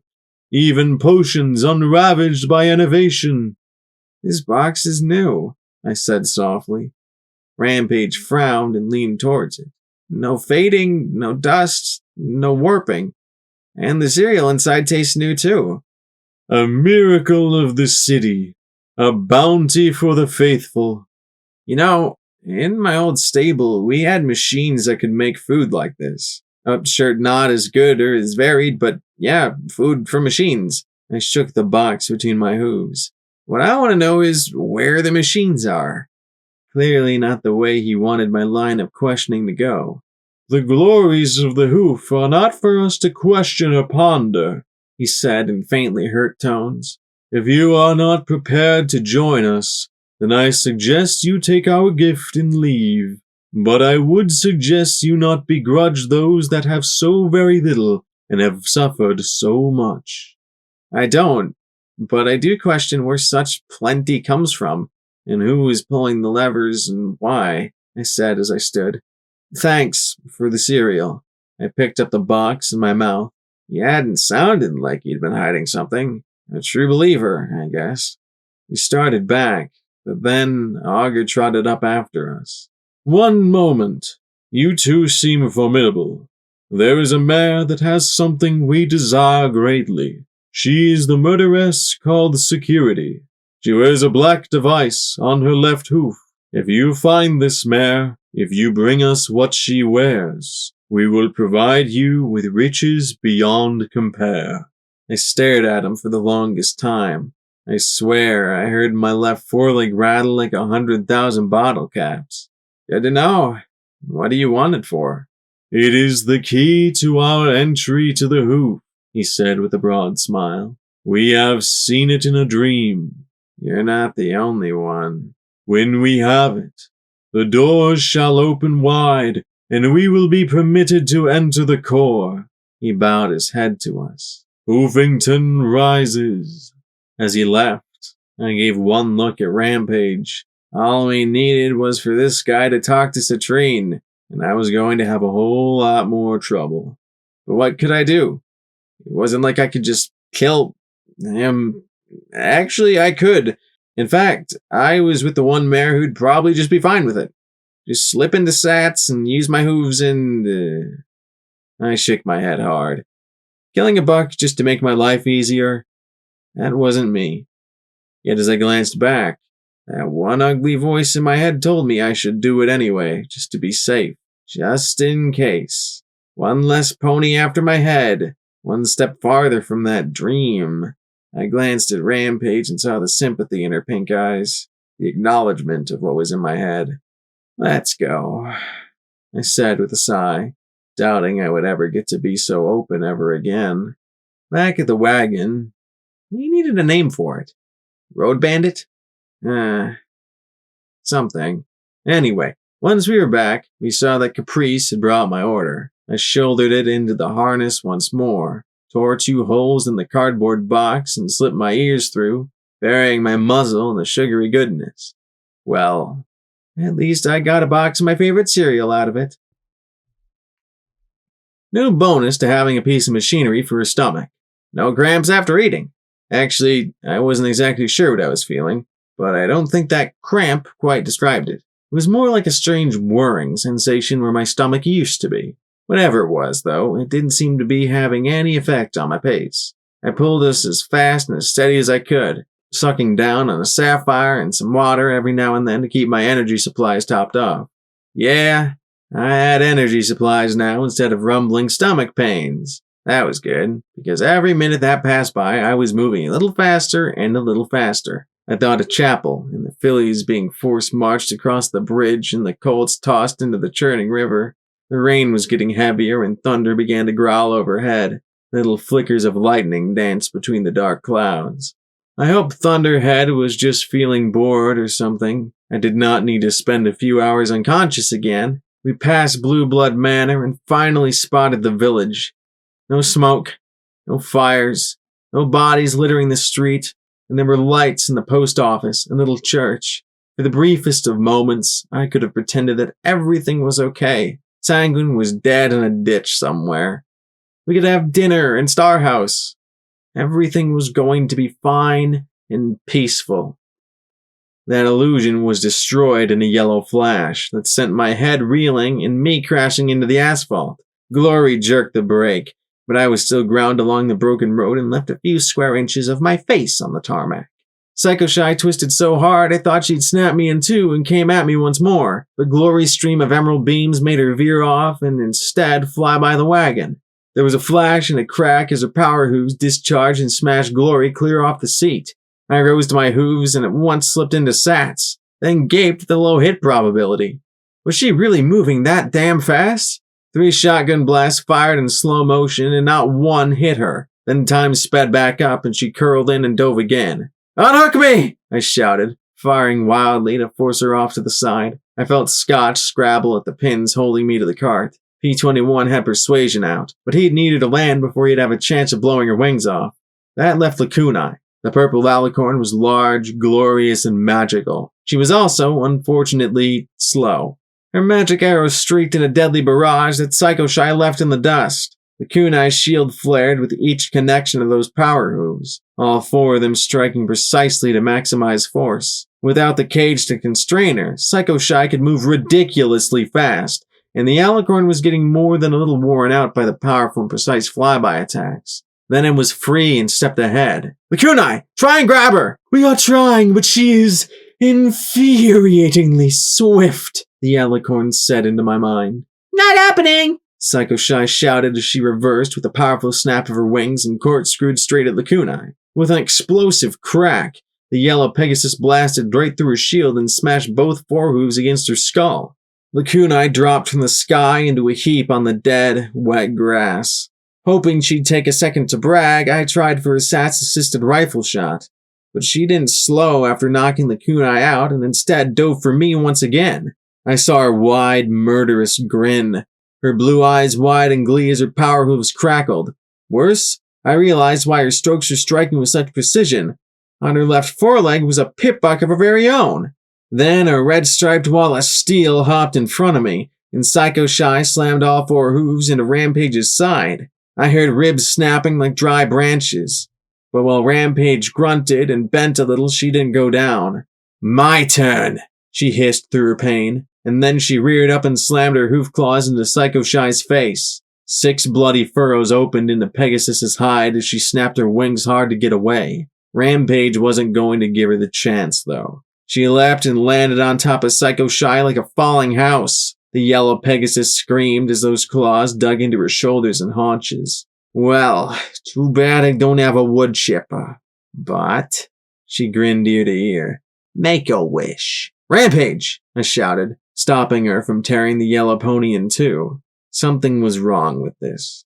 I slowly approached while Glory and Scotch worked to revive the kunai. Psycho Shy's eyes were wide and terrified. Slowly, I walked in front of her and she gave a sniff. Hey, Psycho Shy. Flutter, she began, then flinched away when she saw my face. You have to help him. You have to give him the program, please. He's tried force, bribery, and coercion. And now he sends you to beg for him? I asked as I took a seat. He didn't send me. She tried to heave Rampage off her, but my friend wasn't budging. They're going to kill him. Funny, I'm going to kill him, I said, smiling slowly. Sounds like he's fucked.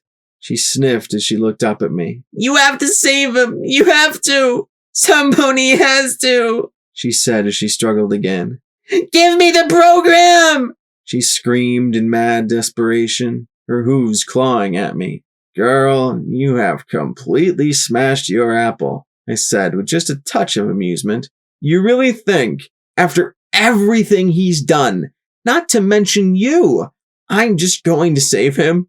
She looked up at me and nodded. And then, like that, the amusement was torn away, and I shouted at her. He threw a whole settlement of miners into a rock crusher and left the last one alive to tell me where he was going next. He marched a town into a radioactive crater and watched them die. He sent Deus into my stable, and I don't even want to imagine what he may have done that I haven't heard about yet.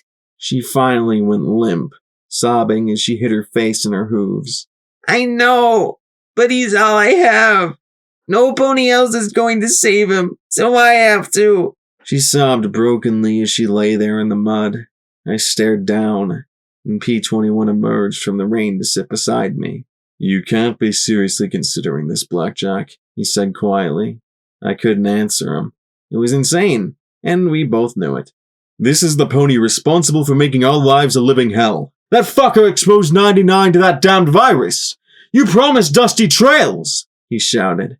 I know, I shouted back, making him balk. I knew that Sanguine was a monster, a complete fiend who deserved to die. I knew it, but I never imagined having a pony beg for the life of such a creature, and that introduced the insidious thought into my head. Could forgiving Sanguine actually be better? I had a very similar yellow Pegasus in my mind begging me to do just that.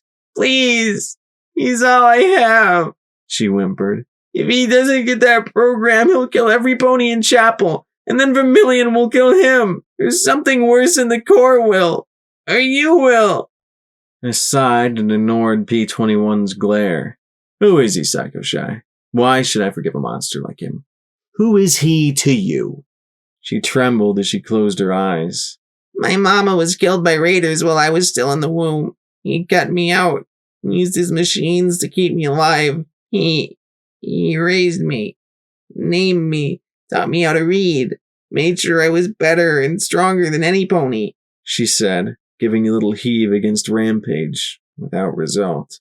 And you two are, intimate?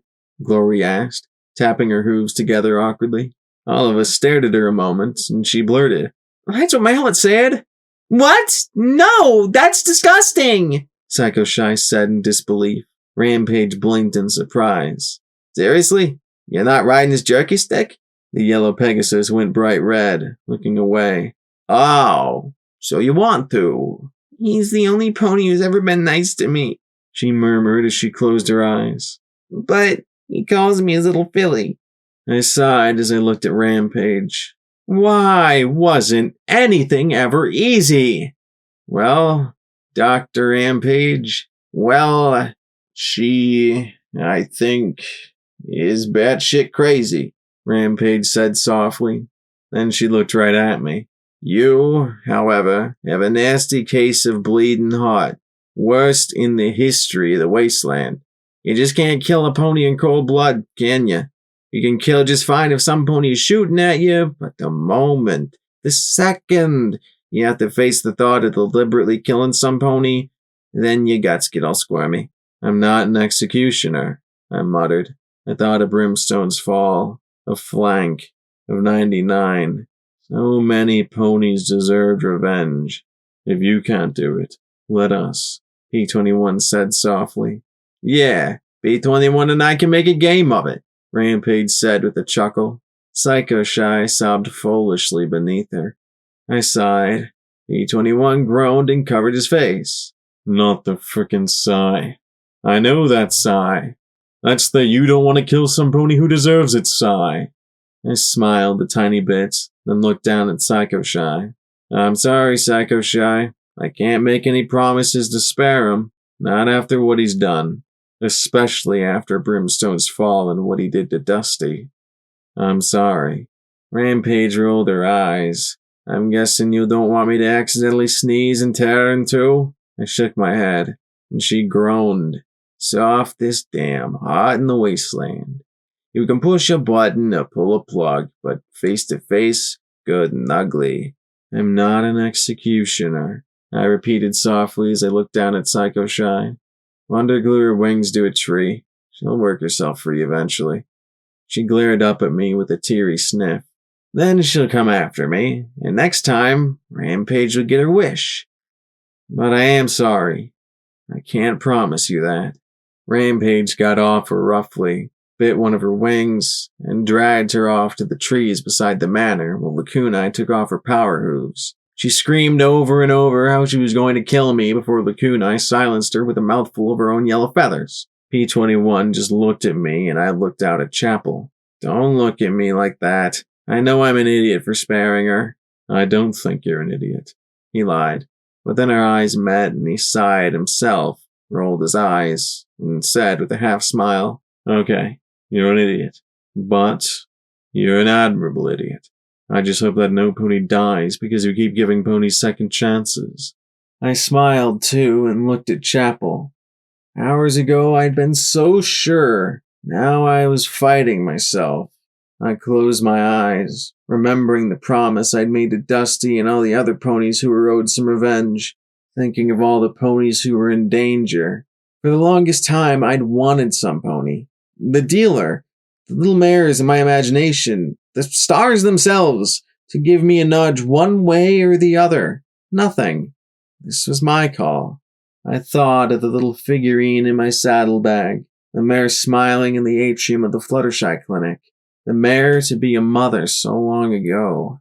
Sorry, Sanguine would have to die. We looked down at the town from the road. So, let me guess. You just trot right down there and we make it up as we go? Glory asked with a half smile. I love this plan, Rampage said, stomping her hooves in glee. No, I wasn't going to have another fallen arch. Not here. First, P21 and I are going to go down there and get a good look at the place. I do not want a bloodbath. I dug into my saddlebags and took out the first of the tricks I'd purchased in flank, a brand new stealth buck. Sit tight. We'll be back soon. Okay, I said as I extended a finger and started to draw in the dirt behind the wagon. The stealth bucks had lasted long enough to get me in and out. Since we gotten back, the blue buck had been wearing an undeniably smug look on his face. Here's the situation. You've got an hour or so, tops, before things get ugly. They've noticed Sunshine here is missing and think we're coming soon. I glanced over at Psycho Shy.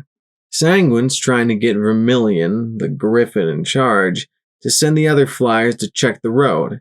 Vermilion just wants to dust the whole town. I really want to hit them before they come for us. Do we have a plan? Glory asked with a smile. We actually do.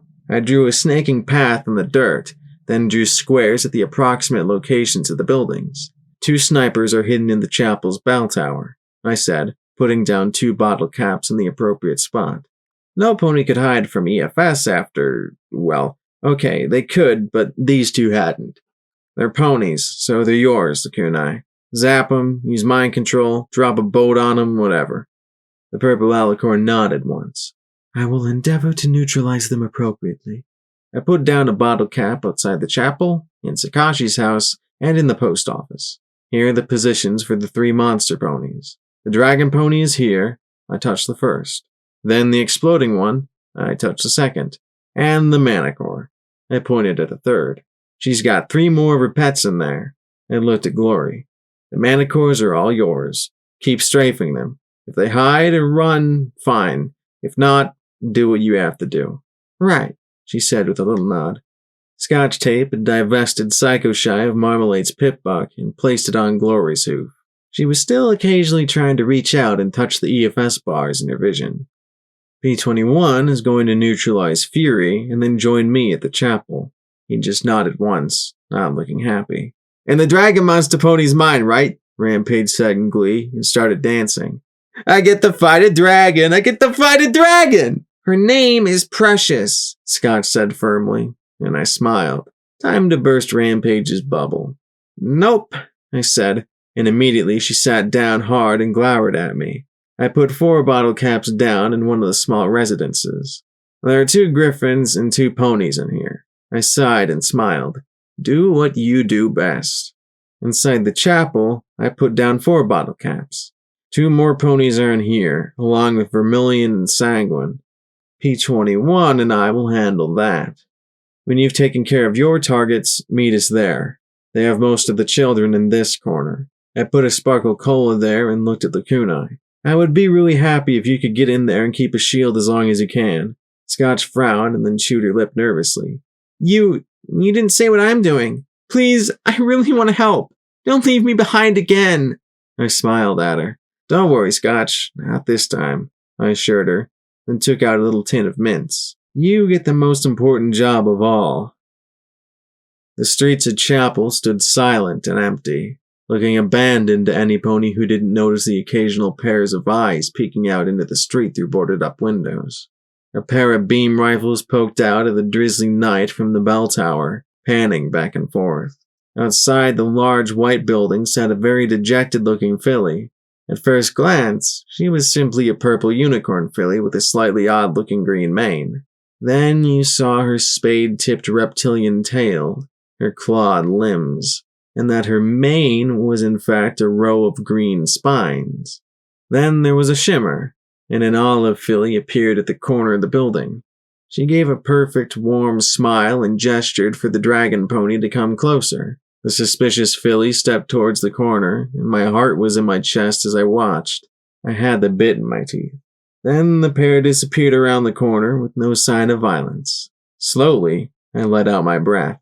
1 cap down. I looked up at the rifles. Then up further, Lacunae flying over the bell tower as silently as a purple ghost.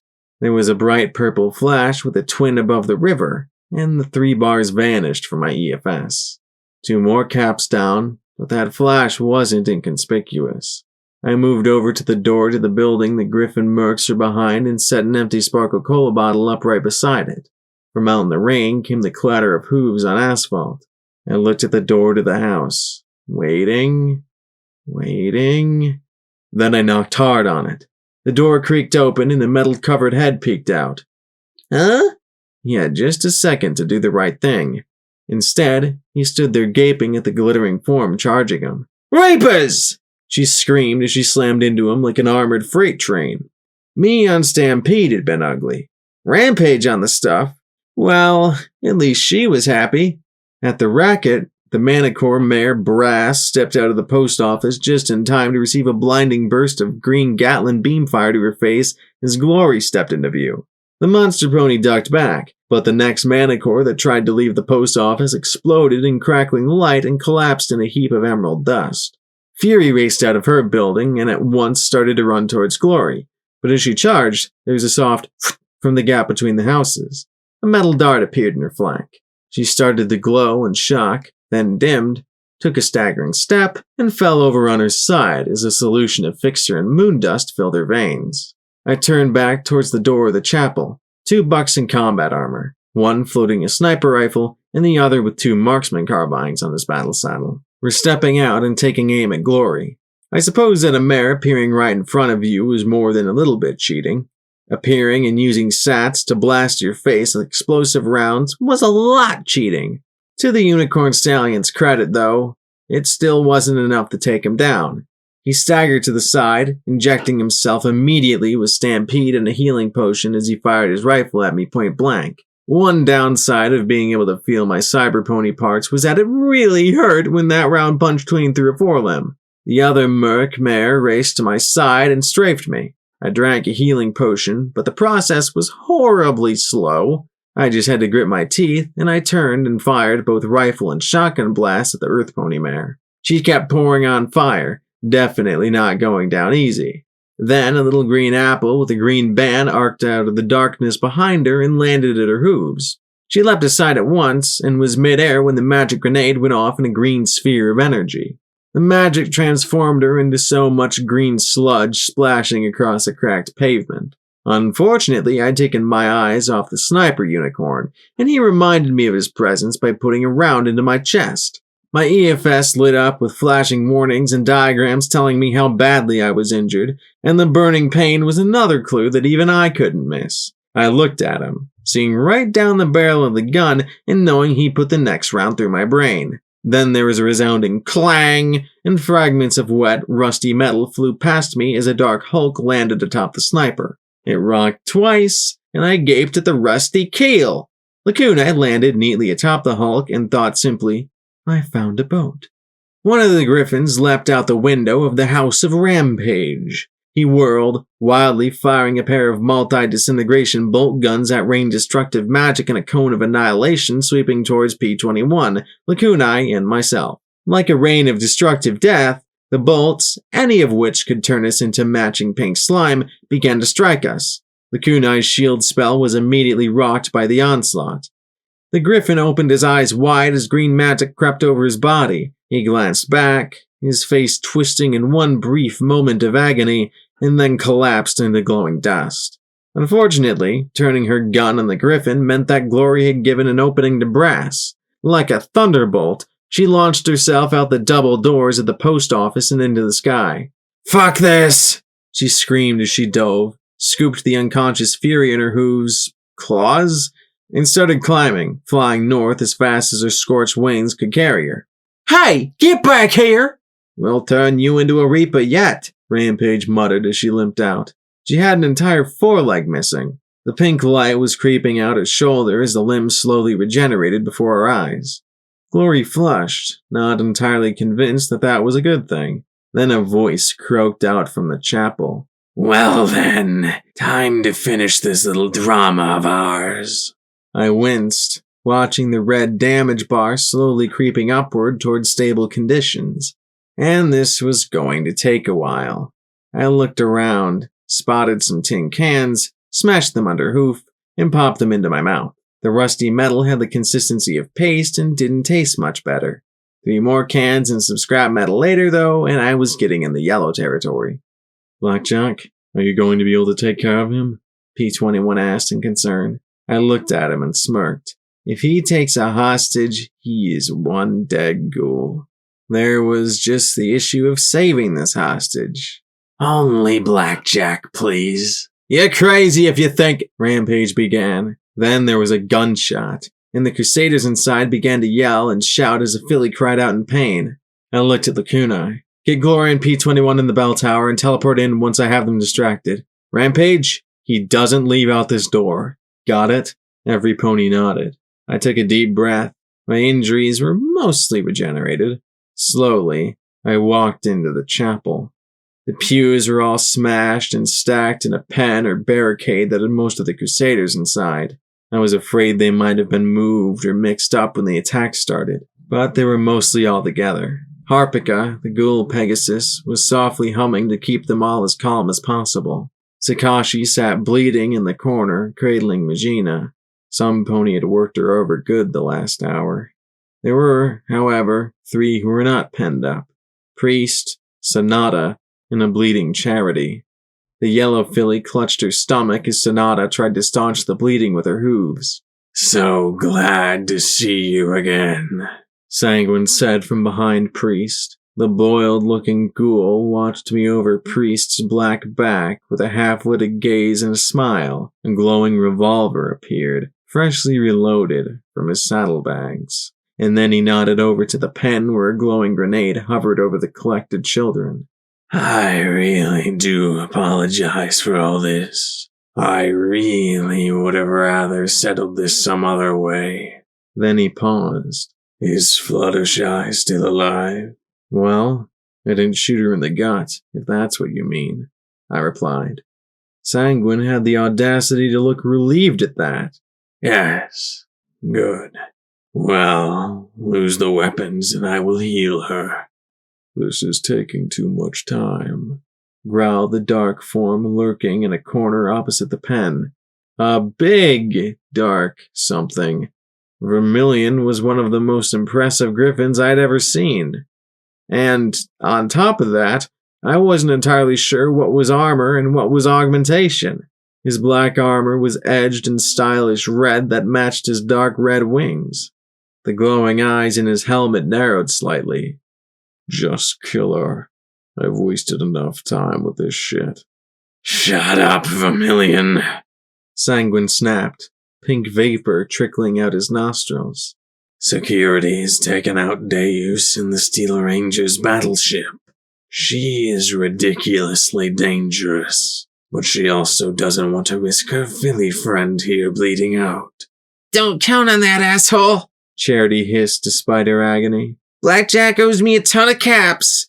She doesn't have to pay if I'm dead. Shut up, Charity.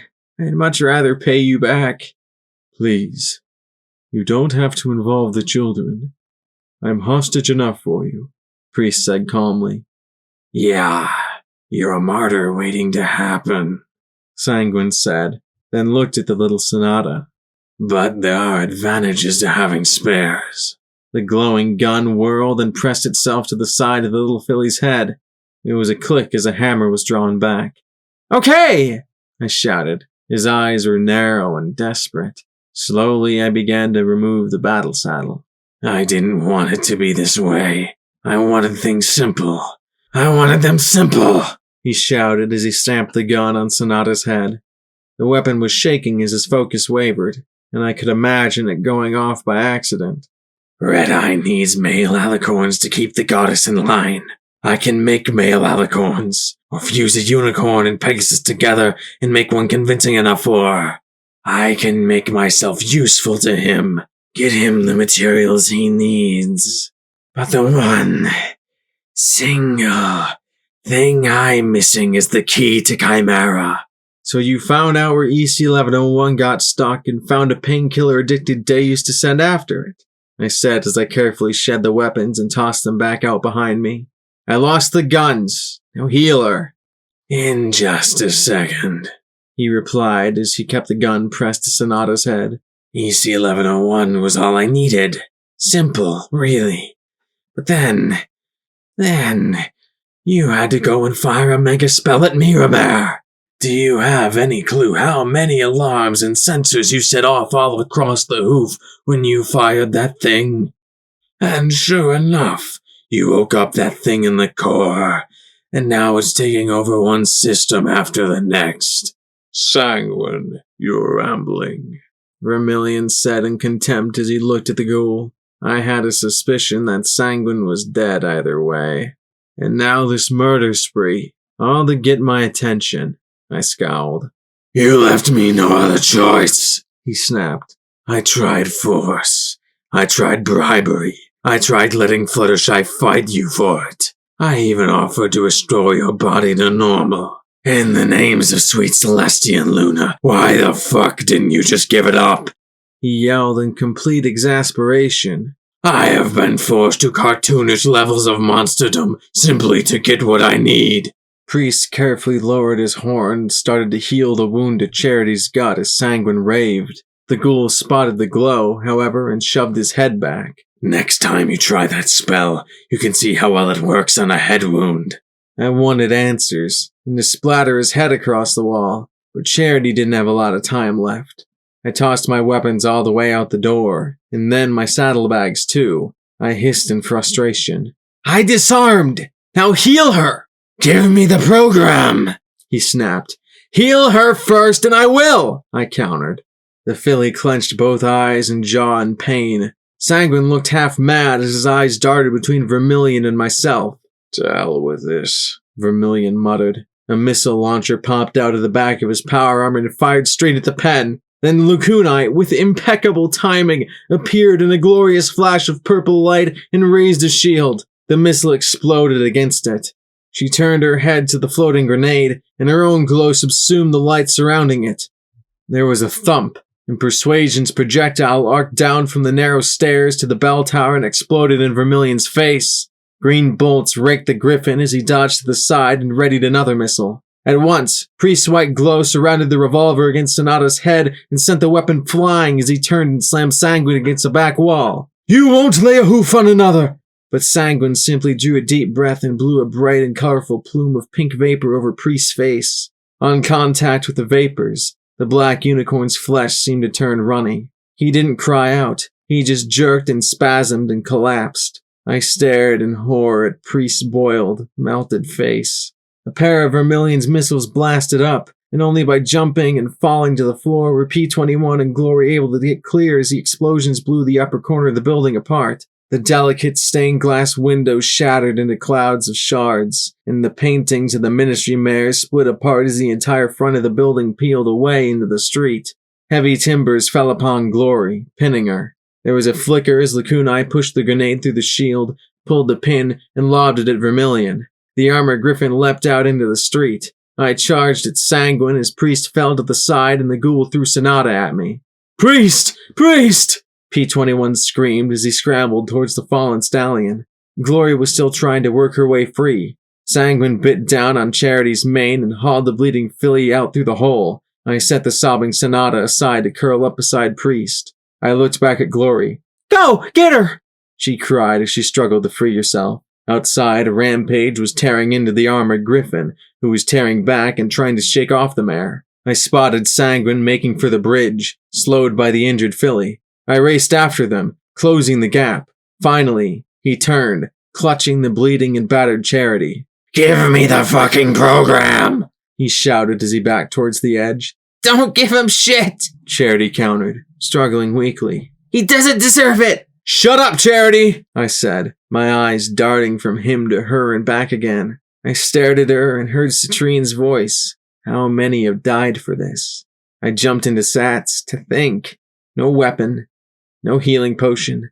She was bleeding out. But Sanguine was here, right in front of me. I knew his pink breath trick. I could beat and smash him back and let the city defensive turn him into ash. I'd promised Dusty and Caprice. I owed so many ponies his head. All it would cost me was Charity's life. I stared at her, at the blood streaking her yellow stomach. I wanted to talk to some pony. Any pony. Talk me into this. Convince me that I could kill him and get her to safety. Your life isn't that easy, Blackjack. The dealer rasped softly as he trotted into that still scene. He looked at the filly and the ghoul with equal dispassion. Looks like you have two choices. Kill him, let her die, keep the program. Give up the program, and she lives. Decisions. I wanted to smack that smug smile he wore off his face. Don't mock me with the choice. Tell me the better thing to do. He pushed his wide-brimmed hat back and smirked at me. Well, look at it this way. You give up the program, you can always take it back. You know a way to bring her back if she dies, he said with a smile. I mentally groaned, and he laughed at me. Oh, and if you're trying to think of a third option, don't bother. You're not clever enough for that. So, is keeping EC 1101 worth the filly's life? I slipped out of sats as the dealer vanished again. Shit. Security saves ponies. Here, I said as I lifted my leg and opened the panel hiding the pip-buck screen. His eyes widened, and from his saddlebags emerged a ripper. The chain whirred, and I grit my teeth. I wouldn't give him the satisfaction of hearing me scream. A few surprisingly careful passes of the weapon later, he tore out the delta, leaving me with an ugly new cavity in my leg and making my EFS vanish, and stared at it. Finally, I can save them. I can heal her! I yelled as I pointed at Charity, the lightning flashing overhead. His lips curled in amusement. Heal her? Why would I do that? He said as he tucked the delta into his bag. Better get her to your Alicorn friend quickly and not waste time with me. Fuck her! I shouted, but he was right about Charity. I grabbed her and put her across my shoulders, then turned and raced back through the rain towards chapel. The hole in my left foreleg made some unpleasant noises and twinges of pain, but the limb held. As I ran into town, I saw a dark shape overhead. Vermilion was airborne, but he was winging his way towards the southeast. You shouldn't have given it up. Bad trade, Charity muttered weakly in my ear. Shut up and don't die! You hear me? I shouted as I scrambled into the blasted church. The kunai was seeing to the injured, but winged over and immediately pressed her horn to Charity's belly when she saw us, using her magic to heal the injury. Glory knelt beside Priest, who breathed slow, laborious breaths through a tube inserted into his throat through his neck. His entire head was a smooth pink bullet. His eyes, nose, and mouth had melted closed from the pink vapor. Did you kill him? P-21 said in a shaky voice. No, I had to bring Charity back before she bled out, I muttered softly. Of course you did, P-21 said with a sniff. That's what you do. You save ponies. I looked at Priest and sighed, moving slowly. Can we do anything? I asked Glory. The gray Pegasus looked at me and shook her head slowly. We can't even move him, she whispered in horror. Then I looked at where she was pointing and gasped. The melted flesh had somehow fused to the floor beneath them. P-21 made a choking sound. Well, I'm glad you didn't kill him, Blackjack. I'm glad. Because when I find him, he's gonna wish that it was you he was facing. I'm gonna get creative when I find him. You hear me? I'm gonna... I touched him, knowing what it was like to be ready to explode, to want to lash out at the world. Rampage had said it. We're all victims in the wasteland. All of us. He tensed under my touch, so rigid I thought he'd shatter. Shh, I understand, I said sincerely, remembering Mom's head on a stick. He gave one broken sob, then another, and another. And like that, all his hard anger softened to tears as he curled against me, and I held him in my embrace. Not again. Not again, he whispered softly between sobs. No, not again. This time, you have friends with you, I said quietly. He nodded and pulled away. Glory trotted closer to him and gave a tiny smile. She wanted to help. She knew what it was like, too. And she touched P21's shoulder. For the longest time, he sat there. And then he slowly turned into her embrace as well. Priest coughed. Even with the tube, it couldn't last much longer. Slowly, I knelt down and spoke softly into the hole beneath the melted nub of his ear. You saved her, Priest. You saved Sonata. They're going to be okay. I brushed his white mane gently, closing my eyes. They said I died. Maybe I did. I can't remember for sure. But I think that Celeste and Luna are waiting for you. Just follow the music. I couldn't tell for sure, but I hoped his boiled lips curled a little. His chest rose, fell, rose, fell, rose, fell. And then that was it. Priest was off on his own final pilgrimage. I hoped he'd find his way. It was getting late. We dug the grave next to thorn and roses. Rampage had watched from afar, still as a statue, as the kunai lowered him into the ground. I didn't want to imagine how Glory had freed him from the floor of the broken building. We'd found a sheet to wrap him. Scotch had rejoined us, the bemused-looking dragon filly sitting beside her. I tried to think of something to say, but no matter how hard I tried, it kept coming back to one fact. Sanguine had won. He got an EC-1101 from me after so many had suffered and died. He had my pip buck, and now I had an empty hoof. Every step was a little reminder it was gone. But right now, even with my fears, EC-1101 was nothing compared to the loss of Priest. It wasn't over, though. Not at all. I had almost taken off after him then and there, but the thought of coming across him with Brass and Fury, and maybe Vermilion too, didn't sit well with me.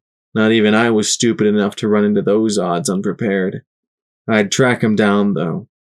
He couldn't escape us. Scotch tape had my pip-buck tag. Blackjack? Glory murmured, and I turned and looked at her. I found some music back at the mine when I was searching Dusty's room. I was thinking, could I play it? He was such a nice pony. I swallowed, then nodded once. Sure, go ahead. She nodded and fiddled with her pip-buck, and a moment later a guitar began to play slow and simple notes. For once, it seemed even the hoof gave a little reprieve as the cold rain slackened off. Then a buck began to sing in a soft, rusty voice. Some roads are straight and narrow, some paths are high and steep, some ways are slow and heavy, some tracks are dark and deep. But this trail is the one to follow, no matter where it leads. And I know I'll never wander as long as I eat. No matter where, how far it goes, I'll walk it without fail. 'Cause I know that no matter what, I will lay my burdens down at the end of the trail. My load is mine to carry along, I packed it all myself. I chose what to leave behind on that old and dusty shelf. And though memories follow my tail, I'll pay them not a care. My troubles are all my own, my treasures I will share. No matter how sore my hooves, I'll know that I'll go on. So though I'm weary, I will continue along. 'Cause no journey lasts forever, there's an end to this tale. And I will lay my sorrows down at the end of the trail. Though rocks may trip and slow me, though rain might lash my mane, though love may call out to me, though pain may cause shame, Though mud may bog my passage, though snow may chill me through, though dust and wind may blind me, there's one thing I must do. I look ahead and find myself at the journey's end, and finally I see again both family and friend. And to those that still walk along, please don't weep and wail, for I have laid my troubles down at the end of the trail. Yes, to those who still love me, please don't weep and wail. I'll be waiting for you when you're through at the end of the trail. There wasn't much to say past that as the last of the music faded. Not much at all. And as we moved to fill the grave, Charity came up. The yellow pony kept her eyes down as she carried something on her back. Blackjack? I couldn't manage more than that right now. I looked at the green outlined towers at the core. Welcome home, Blackjack, they seemed to say. I know you didn't want to give that thing up. And I know if you let me die, you probably would have gotten revenge and stuff. Charity closed her eyes as she pulled off a bundle the size of a bottle of Sparkle Cola. I found it in the manor and Here. And she shoved it into my hooves. Then I turned and trotted over to where Sonata was being comforted by Allegro, Adagio, and Medley. I slowly unwrapped the dirty cloth with my hooves. It was the wrong shape for a bottle of soda, or a wild Pegasus. Then a flash of purple and white met my eyes. The cloth fell away, and I looked at the startling figurine, a white unicorn mare with a stunning purple mane and 3 gems for a cutie mark. I stared at her in shock, and then looked down at the little plaque at the base. Be unwavering. I stared at it and sighed softly, closing my eyes and holding it to my chest so that I could feel it better. I'm trying, Rarity. I'm trying. Footnote: Maximum level.